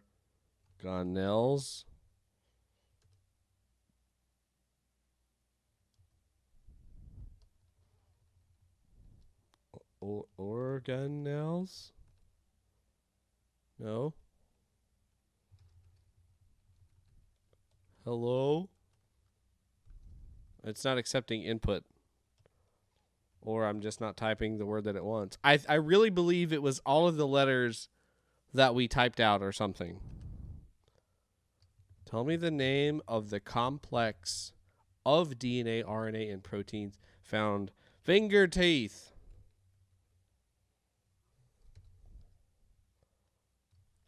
It just went darker? No, it didn't. Don't you lie to me. Don't you do that to me. It just went a tad bit darker, the text did. Oh, God. I'm going to freak out.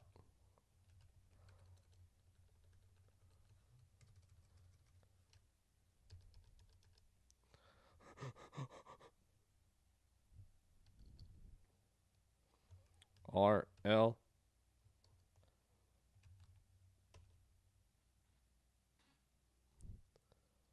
I'm getting chill bumps right now. I'm so freaking out. You type R chromation.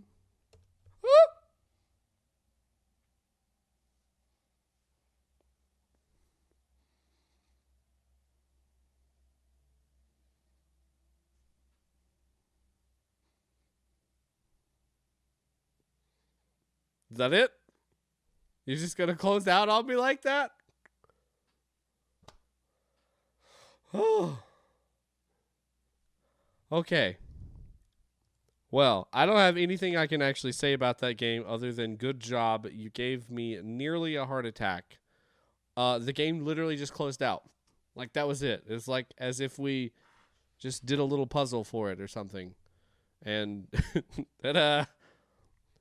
What if it's hacked? I'm going to restart my computer and install an antivirus 4 times over and then run it through that twice. All of a sudden you see the mouse start moving and things start changing. Oh, that was just so creepy, man. Just so freaking creepy. You did a good job. So, Fingerteeth by Andrea Pignataro. Great job. Horror factor there. Music there. Don't even Super 8-bit. I thought I was already hearing noises. Did somebody fix my clock? No. There's a spider on your shoulder. Oh, God, get it out. Oh, God. Wow. That was really creepy. Like, it didn't make a lot of sense to me as a story. I think if we would have, like, laid that story out and read through that, I think we might have had a different answer. More understanding about the story, I mean. But the spooky factor was there. The music played a big role in that. We were slowly chromatically raising in pitch. I think that was really cool and super scary. The little red line across the screen where our focus is there and then you're flashing these different images on the screen, it makes it so we don't have enough time to see that. And also, our eyes don't have enough time to adjust from reading in that white light to the blackness. Amazing. Amazing. Oh, do we have a special guest today? Lord, I hope not. God, I really, really hope not. It's definitely not Fingerteeth. The red line keeps getting darker too. Did it keep getting darker? Akugan, I think your screen might just be messing up here. I'm not sure. I don't know. Oh, you're right, because it was white from the beginning, right? Wasn't it like just a white? with some like transparent surrounding, like little brush strokes, and then it started to turn red. Wasn't it red? Like it went from white to red, like a reddish tint. I don't know, but golly, that was nuts. Oh, oh, oh, so creepy, so creepy, so creepy. But good job. I don't have anything I want to say about it. I think there could have been some periods and some spaces between some of the phrasings that could have been better, but overall the idea was still pretty clear, and I'm glad that you didn't actually do a jump scare, because I think I probably would have just had a heart attack right then and there. No thank you. Hard pass. Absolutely hard pass. But good job. So that is Fingerteeth by Andrea Pignataro. Thank you for making that game and scaring the pants off of probably most of chat. I'm sure we might have lost a few people because of that game. Whew. Okay, so guys, that is going to be the end of the stream for Indie Sunday. So thank you, all of you that came out to see those games featured on my channel. The next portion of this stream is going to be focused on games that were created during the Global Game Jam. So make sure you come or you stay and check out those games. So just a second, I'm going to update the title that way, so anybody who comes on the chat later will see what exactly we're playing, instead of thinking we're still doing global weekly game jam. And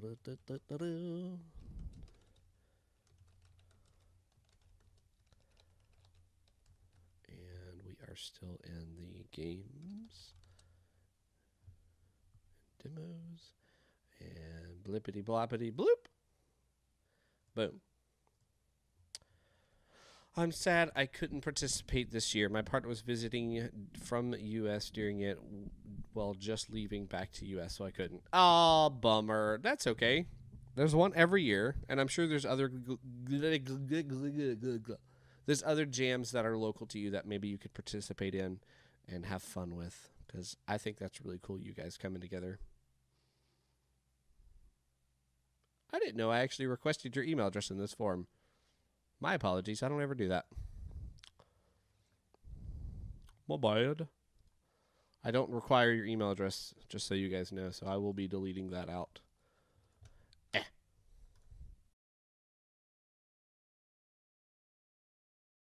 This game has controller support. I like controller support.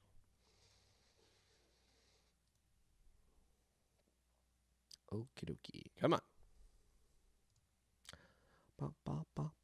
Stalker. Part-time gig. You know, gotta make money somehow. Can this game go full screen? What the heck? Oh no, it's starting without me. No, don't start without me, please. Other people might want to see this too.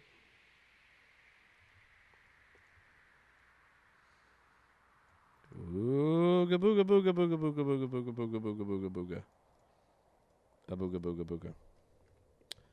Alright, close. We'll go ahead and switch this to the in-game. So this game is called... Shoot, I closed it. That's not actually what it's called. This game is called Leaving, by our very own Super 8-Bit Rafa, who I believe was in chat a little bit ago. Yeah, I still see you there. You are there. So there is that game. And I'm going to open that up. Roll about now. And that should be sized pretty good. Click on screen, make sure. Yep. All right, so we're here. Where's my audio? Where do you go when you can't go home?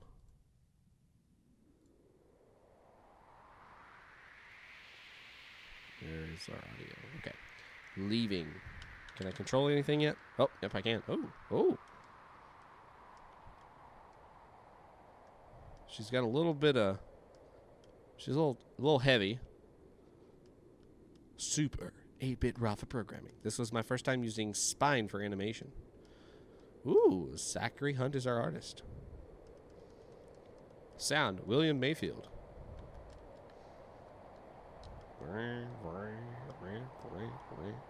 Oh, okay. Also, first time working in a team with people in person. How was that? I bet that was fun.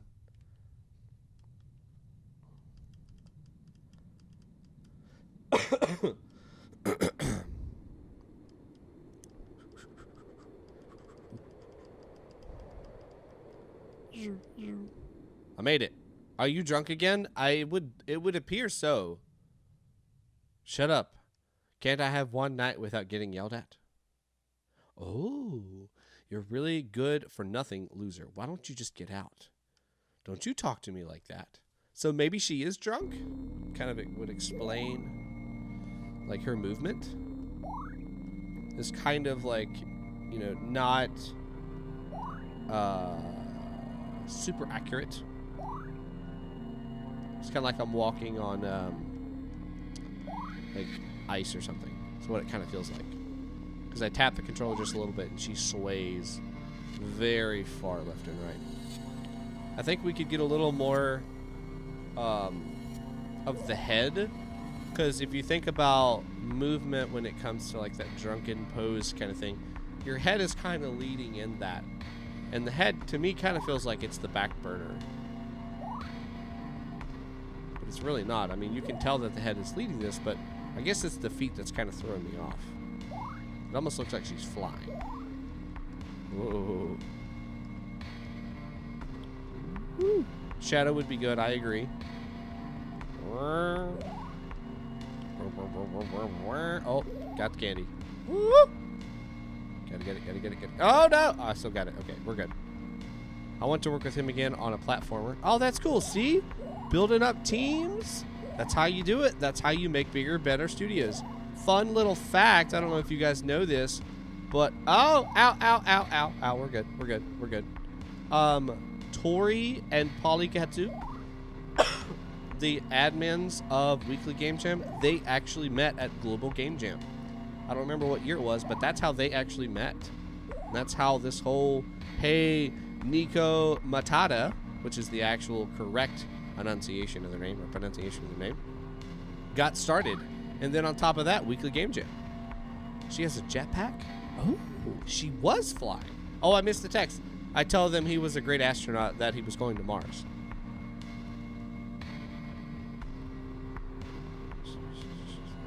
She's flying. She's flying there. There we go. She is. Yep, they did it. I like my stories better than real life. I might have missed something there. Oh, it is a jetpack. Oh, okay. I missed that. My apologies. I see that now. Okay. All right. Then that is completely accurate. The way that her torso is kind of dancing around, that's correct then. That's all weighted appropriately. I feel like I'm actually using a jetpack. I think we're good there. I think maybe we could have her body arc a little bit more whenever we're picking a direction. Or the backpack, rather. And then we can have her legs doing what they are right now, which is just kind of swaying back and forth. Okay. Following you now. I'm picking up on you. I just couldn't see that detail because it's not full screen on my screen. For some, home is a nice place. For them, they look for a beginning. Sometimes I dread going home. But then when I'm home, they start yelling and all the bad stuff happens. I get to use my imagination. I get to leave. Some hidden stuff in here.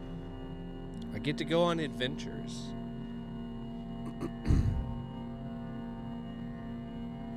What?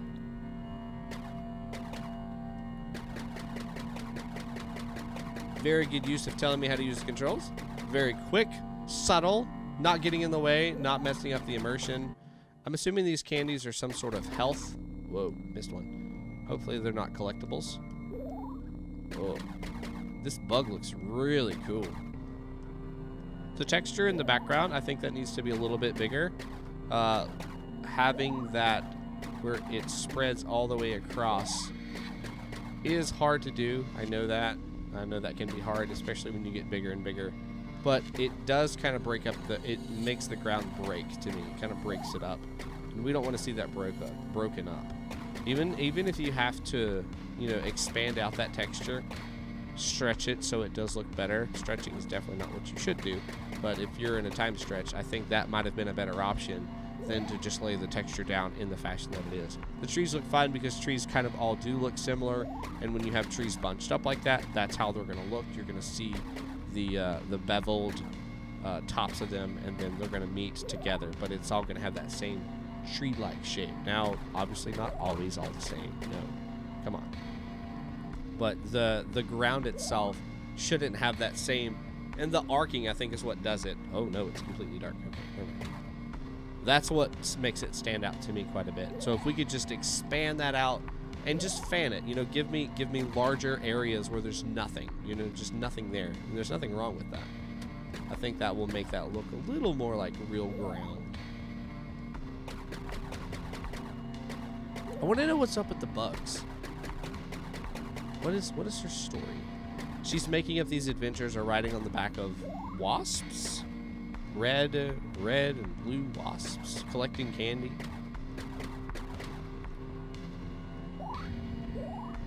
And the music gives me kind of like a mysterious feeling. I still feel kind of like drunk is what I kind of feel. Because this is like imagination. So it's all fantasy and, you know, kind of out there kind of feeling.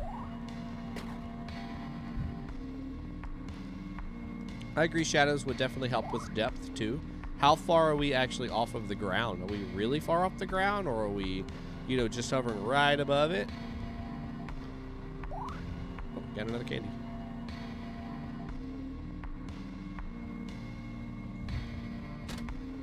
Oh, hey, whoa, hey, that one's chasing me.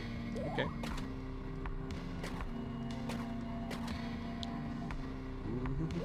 Whoa, whoa. How can I? Crap.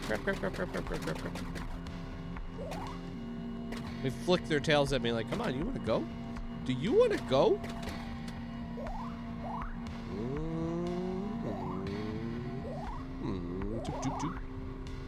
For some, home is a place. My home is somewhere else. My home is in my mind. My home is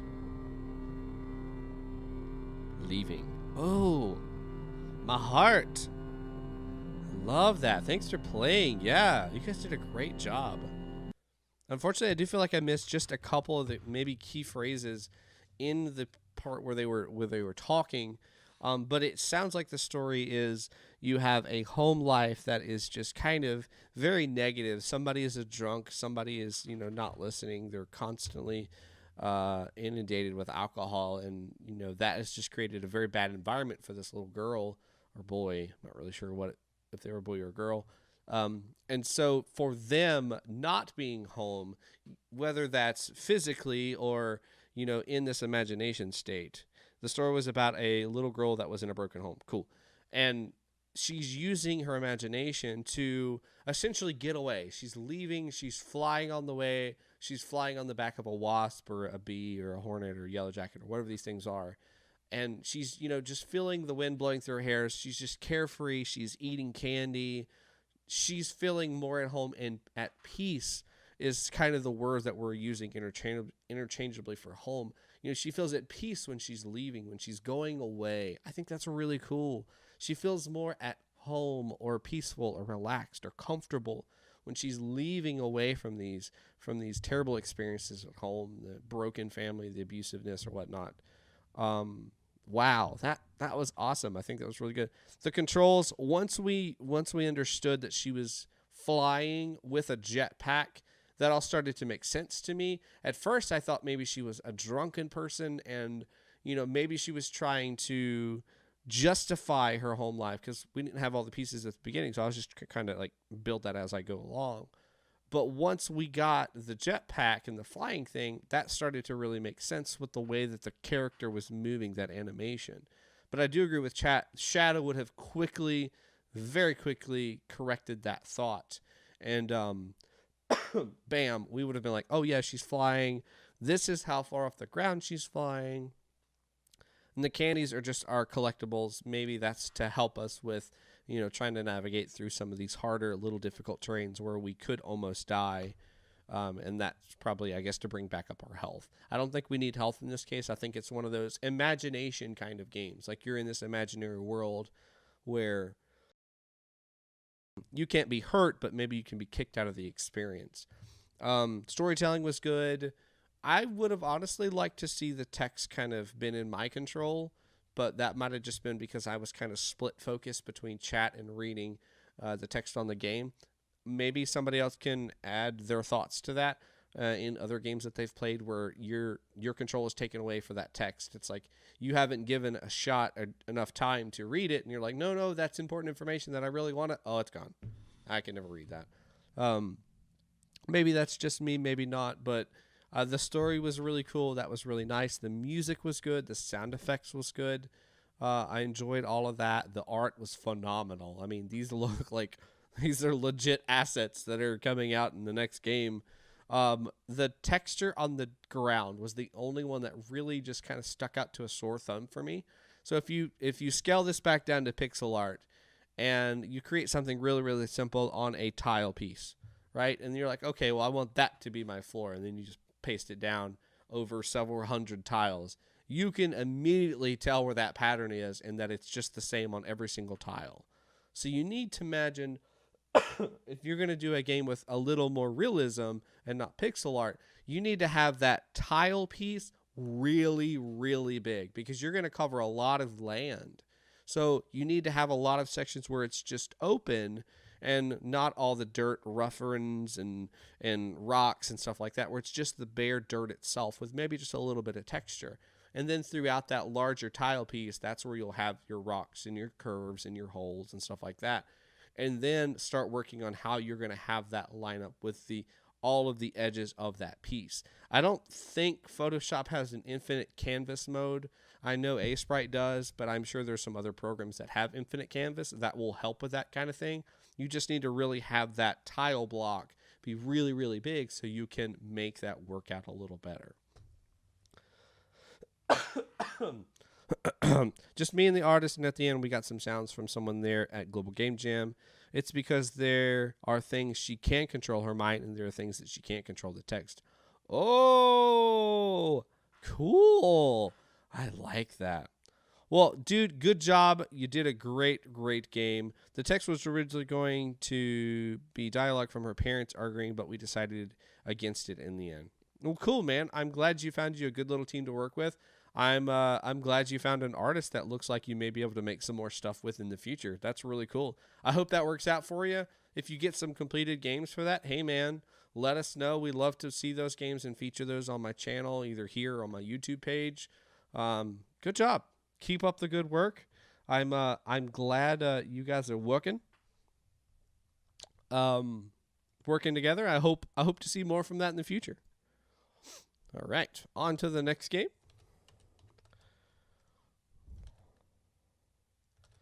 I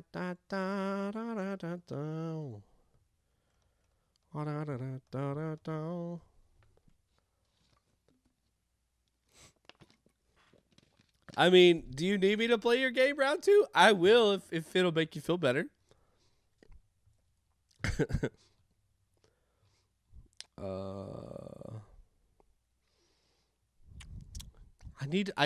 We need to see more of it.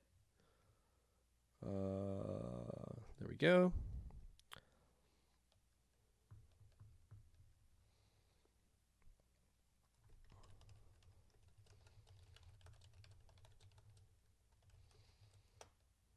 Who needs Super Ball when you have Super Boss?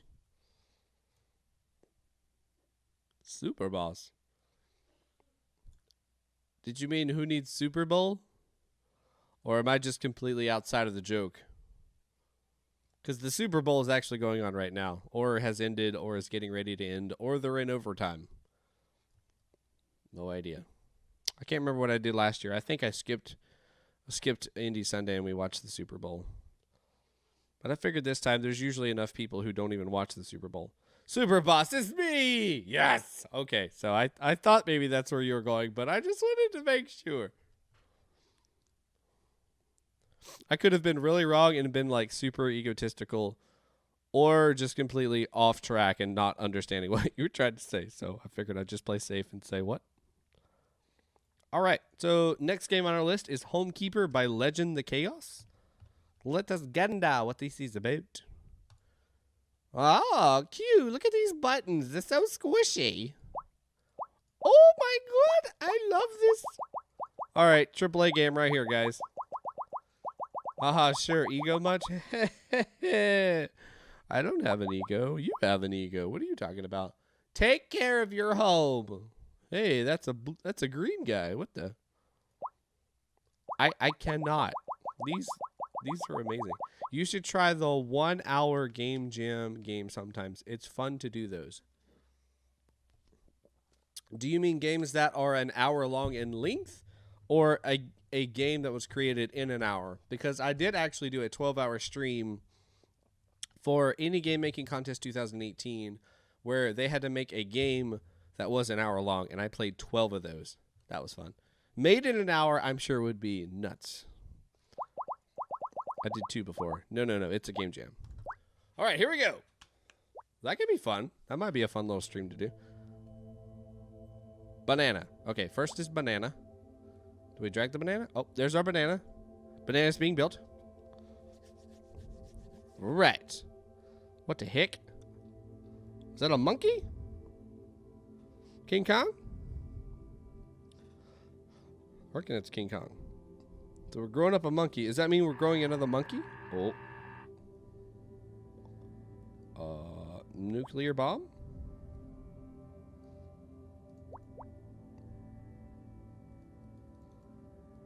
See, I'm imagining like I'm supposed to be doing something about that. Wait a minute. Okay, I get what's going on here. Like that. Oh, that's so cool. Zap. Oh, that's cool. All right, so we're probably going to fail this round. Yeah. Oh, my God. What was that? Was that my sound effect? What the heck? Was that in game? I lost. Okay, so that was actually in the game. That's actually one of my sound effects. Not mine personally, but mine from my stream. This is so neat. I love this. Zap. Yeah, that's totally the same sound effect I used for currency. That's awesome. Zap. And also a little disorienting. You guys stop buying stuff using my currency. Zap. This is what'd I say? Legendthechaos? Oh, lightning. Oh god, seeds are gonna burn down. I can't get there in time. Zap. Okay, we're good. Next. Water. Oh, I won! I did it! Mom would be so proud. Huh. There's the devs if you want to take care of that, if you want to take a look at that whole list. I guess green means lead dev or something. Take care of your home. Oh my god, this game is so pretty. Mostly the squishy buttons. Like literally, you can take everything else out. You know what? You don't even have to have an actual game. Just present me with this main menu screen. Make sure this little guy's dancing around, and I can click these buttons with this nice, beautiful feedback and squish sound and golden. A+. A+ all the way. So now for the actual game itself, I think this is really cool. It'd have been nice to have the controls figured out right from the get-go. You walked me through that very first one, and then I will be good from that point forward. I love the little animation that we have going on here on the world with a volcano and King Kong, and we had a dinosaur. Assuming Godzilla. Oh, I missed it. Now we got lightning storms. Lightning. Choo. What next? Water. We're going forest fire. You did it. I guess we had some other ones that we didn't use because I think it went in the same order as it did last time. This game is beautiful. Good, spacey, very ethereal sounds in the background. Gives us that feeling that we are stamping outside. watching from another planet, maybe from the moon. Nice detailed thick world. Nice thick world where we can, you know, get some depth again on this world. This is not Earth. Or is it? Yeah, it is Earth. Okay.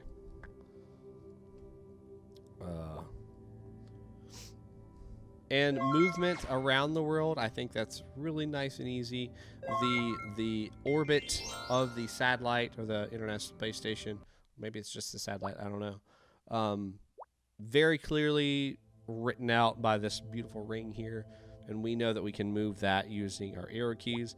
But again, that'd have been nice to have at the very beginning instead of us kind of like goofing around trying to figure that out. I was pretty sad with my spell. I was actually pretty surprised with myself and what I could make in an hour. Oh, cool. I imagine those could be pretty fun.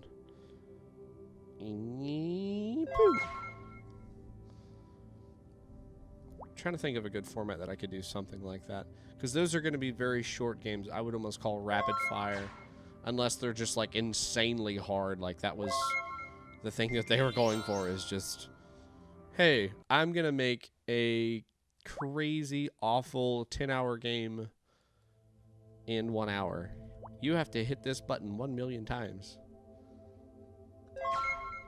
Yeah, I mean, I don't have any bad thing to say about this game. Not really bad. I think instructions would have been a good thing for these arrow keys. Maybe we could have put like W and S around this orbital line here to let us know, or what is it, A and D, to let us know that that's actually how you move the line. And as soon as I hit one of those keys, you see those directions go away. Because it was pretty clear once I saw this icon, like, oh, that icon exists over here. Oh, there's a banana. Okay, there was a banana over here. So that's the thing that I need to do. That's the thing I need to click in order to successfully beat this challenge. And we have the hearts up here to represent how many lives we have or chances we have to this. Yeah, just burn out some more content. Get us some more of these out on the field that we can actually play with. I think that would be cool. Obviously would be the next direction of the game. And then we're just starting to increase the amount of those that we're having to deal with. Maybe at some point in time we can get some sort of like a global calming ability that we can earn by completing so many in a row or a certain amount of time that we can use to calm the world emotionally with all the distresses that slows that timers down, so we can more accurately get rid of those and keep us going. And that gives us as the player a little bit more control on the speed at which these things are coming at us. Great job. Beautiful artwork, beautiful design, beautiful idea, very unique. I think that was really cool using the satellite. Love the 3D modeling of the world and all of the individual little items within that world. Very impressed with this one. So good job, you guys. This was Homekeeper by legendthechaos. Keep up the good work, guys. I'd love to see you come back to Global Game Jam and also back to my stream to see what else you guys are going to create in the future. Good job. Very, very good job. All right.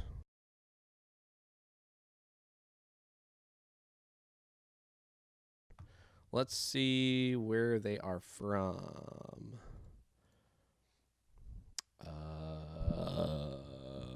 There's the team.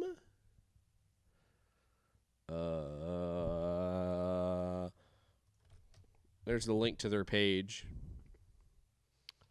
You guys might know where to find it quicker than I do. Figured. Oh, jam site was Almaty.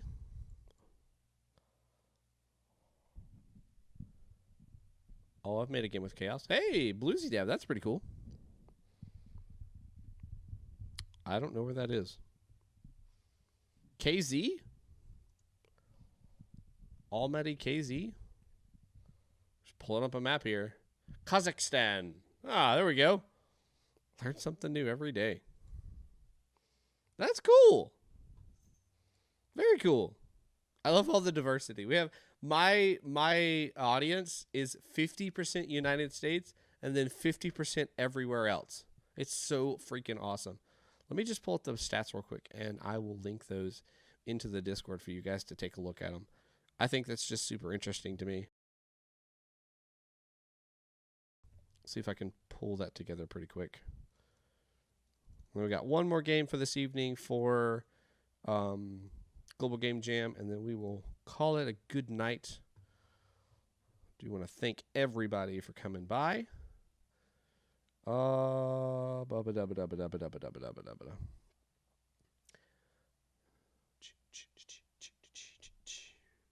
This is my 139th stream. BT dubs. Where is... Yeah, there we go. Oh, United States has lost. We are no longer... We are 48%. Stream froze? Can you hear me? Can you see me? Hello? I'm still here. Anybody else see me? This might freeze for a second. Can you still see me?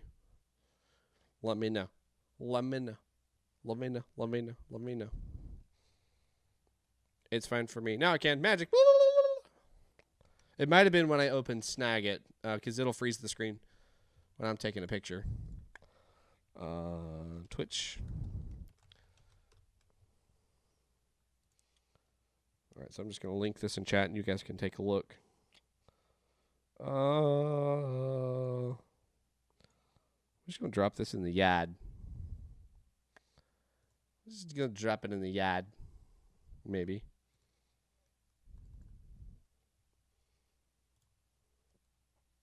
All right, so that's the breakdown of my channel. I have a lot of people from the UK and Canada and Germany. I have some people from Bosnia and Ireland. That's so cool to me that there's so many people out there that are coming together for this greater purpose of making games. It's just so cool. All right, so we're going to download this one. Well, Europe and Australia. Yeah, I think you've told me that once before. Oh, we have another Australian person on chat. Stumpy Bean, I think, is from Australia, if I remember correctly. She'll probably correct me if I'm wrong. Oh, my God. Dude.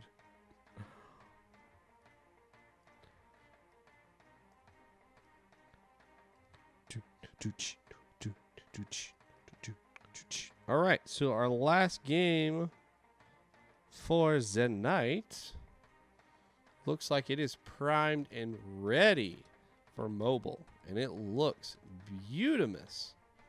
Our last game for this evening is called Behoarder by jvolonte. Let's see what this game is about. Look at this beautifulness. Behoarder. I've been living in front of this dang dungeon for too long. For years, brutal creatures have ransacked my farm. But no more. It is time for payback. I will get back my couch. I will get my couch back, and whatever I find in my way. Recover your stolen crap. Oh, man. Okay. Your hoarding days have ended. Beholder, ha! Hoard, hoard. I shall hoard until the very end. Old Duncan, ... What is a man but a miserable pile of furniture? Oh, I missed that. Drop cup. Enough talk. Have at you. Punch. Roll my die. I got a 6. +1 strength. You miss. Oh, I died. I fled. What? Oh my God, that was quick. Oh. Oh, it's a goblin. Punch. 17. -1 strength. I punch. You deal 2 damage to the goblin. Goblin hits you with a short bow. Oh, this is cool. It's like we're like legit playing D&D, but simplified. Lag. That's the only reason I missed. So we're trying to hit his armor class. So we've got our dice roll here, plus we're going to add that to our strength, which is -1. Oh, that sucks. And then we're going to try to hit that armor right there. As long as we, at least in my rules, if we hit it or we go higher, then we have successfully hit him, and then we can take against his health. Forgot how to goblin. Goblin forgot how to goblin. This is cool. Is this from Castlevania? No? I don't know. So we got 2 more hit points. Oh, yeah, we hit. So I don't see our actual damage.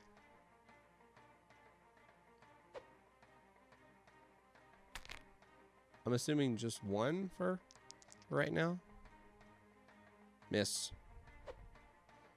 We need to get 11 or higher. Yeah! Take him out.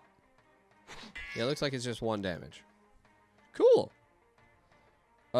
So we can either fight or random, I'm assuming. Let's go with this. The Sphinx asks you to solve some stupid riddle. So we have a difficulty check of 12. That would be... Oh, shoot. I think that would fall under intellect. It should be INT, so that's a +2. So we've got a pretty decent chance. We have to get a 12 or higher. I love this. This is so cool. Oh, the intro dialogue is from Castlevania. Oh, there you go. Thank you so much, jvolonte.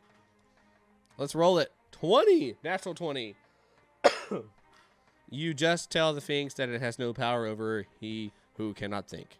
All right, so it's either riddle or fight, I guess is what this is saying. A question or a fight. Our intellect's pretty decent. Good. You found a dagger. Add a dagger to inventory. Yeah. All right, so now we're not using just our bare hands. How do I scroll through to get the dagger? Let's fight. Oh, it's another goblin. Sweet. We have dagger. Heck yeah. All right, so let's fight him again. +1 for level and -1 for strength. Come on. Oh, 2. You're being guided back into D&D. It looks like it's a sign they want me to play. 12. Ah. I still hit. Yeah. Oh, but it only takes 1 damage? Oh, okay. I just needed to, I guess, switch that is how that's supposed to work. So now I'm using dexterity, which is actually a +1 for me. So I'm going to get a +2, 1 for level and 1 for dex, which will get me above his armor class. Sweet. Or his AC. And then, so that switches from fists. Okay. So I thought this is just for scrolling through my inventory, but then I have to click on the item in my inventory to switch it out to what's in my hand. I got you. Okay. Oh, this is so cool, dude. This is such a great way to get people introduced into D&D. I really like this, man. Oh, wow. You rest in the depths. No one keeps watch because you are alone, but you feel safe. Oh my god, I got a whole bunch of health. Yeah, let's fight again. Dude, I'm so impressed with this. I really am impressed with this. This looks so good. Again, it's such a great way to get people introduced into D&D. It's oh god, it's like a dungeon crawler kind of thing. I think you could add that element into this, and that would fit really well. I think we need a highlight around the dagger on that left side, kind of like how we had with the fist. How we kind of knew that, okay, it's my turn, and this is your attack. We don't have that same kind of outline or highlight with this character, so that'd be nice if we did. Ooh, a Kuotoa. That's a legit D&D character. Ah, I'm so impressed with this, man. I can't. Do you actually have plans on furthering this and like publishing it by any chance? Like, please? Hey now, what's your language, Mr. Fishy Pants? We do. Oh my god, that's amazing. Please let me know when this goes live. I have some friends that will definitely like to play this game.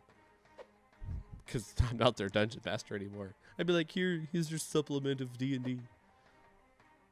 So we're gonna, oh no, oh no, oh no, no, no, no. Oh, 3. Oh god, we're gonna die. That's not enough. Please miss. He misses. 3 again. Oh god. What's up, bro? How you doing? The other dev here, rowed a boat, man. Awesome freaking job on this game. I am just loving it. Oh, I fled. Did I lose my? No. Oh, it's just like real D&D. Natural 20. Give me some sort of crit bonus. Let me roll again. Question. Found a lightning bolt. Lightning bolt was added to inventory. Oh my god. The roof is collapsing onto you. Use your strength. Strength is a +2. Oh, and our stats changed, right? Because no, that's a +2. Or I kept my level. I'm assuming. No, that's armor class. I'm level 2. No, we can do that. 14. Cool, we're good. That's 16. Yeah. Heartbroken. Why heartbroken? It's so good. No heartbreak. Let's try again. You found a blight. A blight added to inventory. Fight. Well done, guys. This is amazing. I'm a huge D&D fan. I think a lot of us are. Let's light them up. Light them up, sweet cheeks. Level +2 to strength. Lightning bolt, I would think would fall under intellect or wisdom, depending upon like what type of style you are. If you're a book wielder or cursed with magical prowess instead of strength. We are too. I played since I was 15. I am now 33. I wish I played when I was freaking 15. I thought it was stupid. I hate myself so much for that too. Because like I look back and after DMing for 2 years, I'm like, oh man, I wish I would have done this when I was younger. Because I love writing stories. Oh man, do I love. It's the fishy. Aha. Take that. Misses. Dang it. Oh crap, I better use a potion. Wow, a new follower. Hey. What's up, Eaton? Welcome. Thank you for the follow. Oh crap, I should have used that potion. I'm gonna get God again. That was not enough. Light, no, let's see. I think lightning bolt should have some sort of effect. +2, so I get over that and I get hit. Oh, 8. Okay.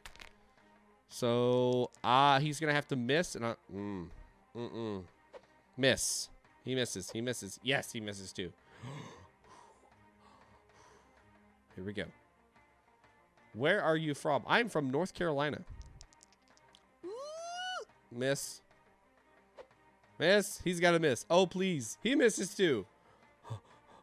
You aren't using lightning. Oh my god, you're right. Stupid. I keep using the fist. It's just sitting there in my inventory. Whoops. Thank you for keeping me in check there. I'm a good boy. The roof is collapsing. Ah, yeah, we can save it. 15. Or above it. That's why you need to get back into D&D, big boss. Oh, I know. I know you want me to. You found a potion, thank God. So some text underneath this might be nice. Just to kind of give us a little idea of what exactly is entailed. You could just say mystery here or combat. That would be fine. You don't have to say, well, we want it to kind of be a mystery. We don't want to tell them if it's going to be just a free item or a potion or a riddle. But mystery could suffice for that. Just to give us some text. Yeah, shoot, we'll take it. Ooh. Bummer. Ouch. Okay. I can't use items out of combat. That would be a nice thing to have where I can kind of pull myself together, collectively take that rest, half rest or a long rest or something like that, and then go from there and say, okay, all right, I'm ready. I got my equipment. I think based off of my current build out, I want to go for attack. Really, I can't right now until I get some better stuff. I need to heal is what I'd love to do. I'm just constantly having... Oh! Is that going to kill me? Nope, just one.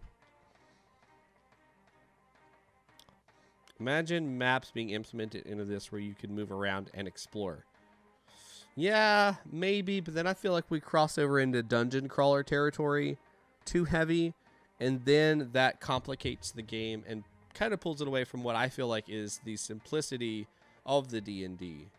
You know, there's tons of dungeon crawlers that have the same type of feel with stats and you just have a character on the screen kind of thing. But I think this is a lot more focused on maybe the mechanics of D&D that we could really highlight here advantages, crits, maybe statuses we could add in.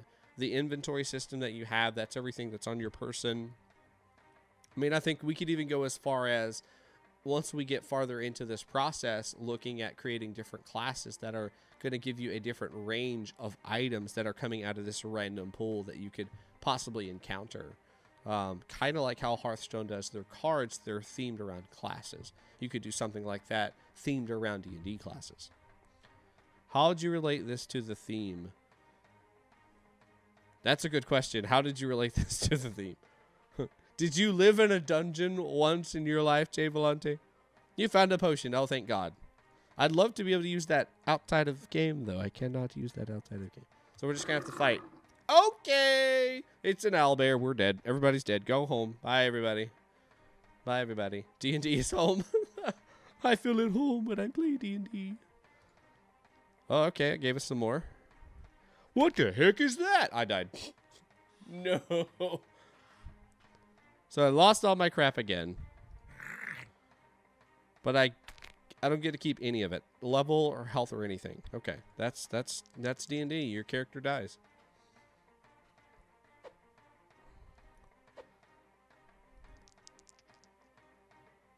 I could play this for days. And I will play this when you guys release the game, please. Will you send me a little email when you get it done? Or can I like be waiting for the next commercial to come on TV and I see Behoarder come on screen? Goblin hit you with a club. Wow. Yeah, so I think as far as prototyping, early concept, proof of concept, all of those type of fancy words to describe these early types of games, I think we have hit the mark on so many different levels. Great job. Artwork, game mechanics, character design, teaching me how to play the game. I think the only thing that I was just struggling with is one of the items, or maybe two of the items, was not showing the highlight like it was my turn, which was the dagger, and I think there was one other one, that it wasn't highlighting like the fist was when it showed like it was my turn. Like, let me jump back in the game really quick. Right here, if you notice that shows a little highlight, the dagger was not doing that. And that was a nice little key feature to let me know when that highlights, okay, it's now my turn to make that choice. Another way you could do that is the entire box. I keep jumping back. This right here, if you want to highlight this whole region, when it's my turn, that'll let me know that it's my time. And then when it's their time, you could highlight this region or highlight his card. So you could dim that card to let me know that, okay, it's my time to attack them, or it's their time to do an attack. Awesome game. I'm personally not the biggest fan of D&D, but this is a really well-made game. Oh, I'm a good boy. Well, if you ever get some free time and you find a good group of friends, playing D&D is such a great way to really stretch that imagination, work on building characters and stories and worlds and going places that regular video games cannot take you. Like, there's so many things in the D&D world that you just cannot. Oh, you can. Oh, I'll call that crap. I will call that bull crap. And you don't have to roleplay like you think. Like, you don't have to get so far into character that you're no longer, I'm a good boy. Just be yourself. Pretend like you just dropped yourself into this realm. You know? What the heck am I doing with my life? Why the heck am I here? What is going on? Like, you can play that as a character. Totally can play that as a character. And that adds so much humor and value to your team. You know, you're the person who is from Earth that somehow mysteriously got transported here, and you're trying to find a way back. And everybody else is in character. Cool. Highlights would be nice to add to the communication of turns. Absolutely agree. We struggled with that. You're welcome. Absolutely. Another way you could possibly do that is with their own set of die. So we have the red die that represents our character, and then you have a blue set of die for their character that represents them, and you can see those rolling on the screen. I think that would add a nice little 3D element if you wanted to do something like that. That could be a cool way to do that. Yeah, I really think from this point, guys, it's just laying out what your plan is, what your timeline is, how you want to get this game done, and just put a crap ton of features in here. I think status elements would be a good thing to introduce into here. I think a better inventory system where that you can manage before each battle or before making those choices of do you want to go through mystery or do you want to go through attack. That might be a good thing to do, like the ability to heal up before we start attacking. That's an easy thing that will help add to that gameplay and not force them to use 6 potions at the beginning of the match only to lose all of that health because each turn they're attacking you. I see so many different things that we could do in this game. This is beautiful. I love this. Do you think damage rolls should be shown? No, I think for simplicity's sake, I think if you can meld those all into one like you're doing here, where instead of doing your initial roll, which is determining if you hit or not, and then the individual damage roll, I think just keeping it simple and just having that one set of die that you're just modifying with if you attack and then the damage right on top of that. Maybe a way to... No, yeah, I'd like it with just the D20. I can't find friends. That's my excuse. Super 8-Bit Rafa, check out roll20.net or .com. That is a great place to find a whole bunch of people to play D&D with. They even have an online website tool that you can build out worlds, you can build little characters, and everything under the sun right there online. And then they have the ability to connect with Google Hangouts, and then you can talk to people.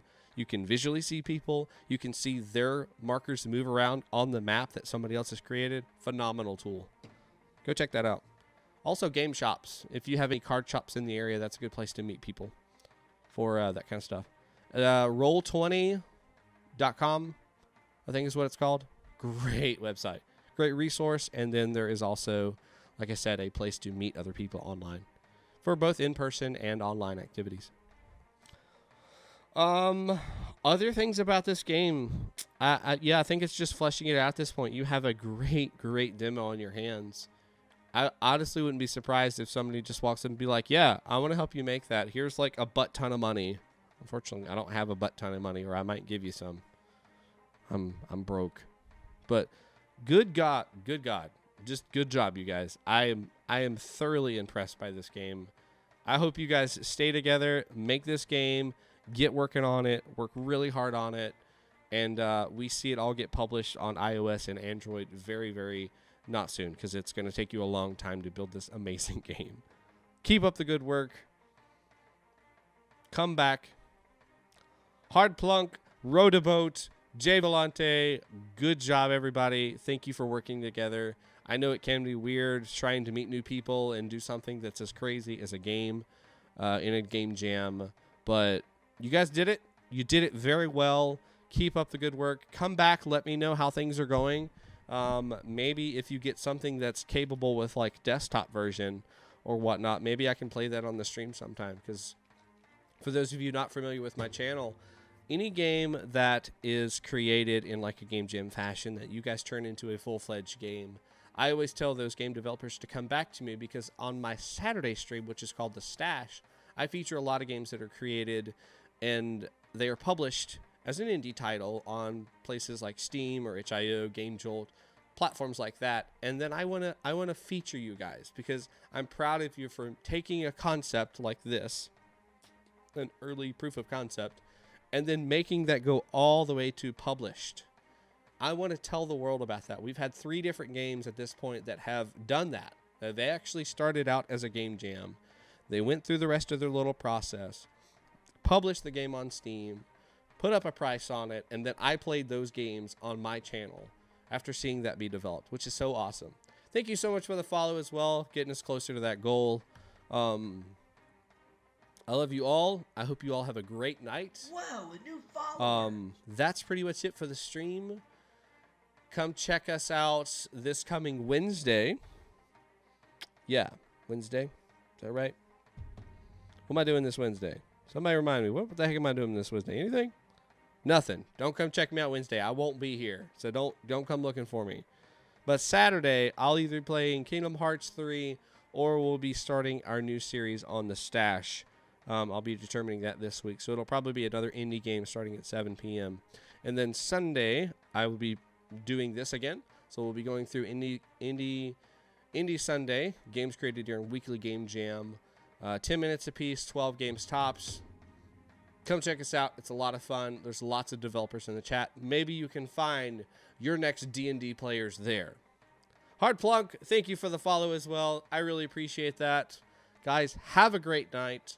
I hope this was enjoyable and fun for you. Wow, good to see you again, Aquagon. It's been a while. I'm glad to have another musician in the chat that I can refer out to. Let me know when you get that album done, and I'll definitely help you promote. See you later.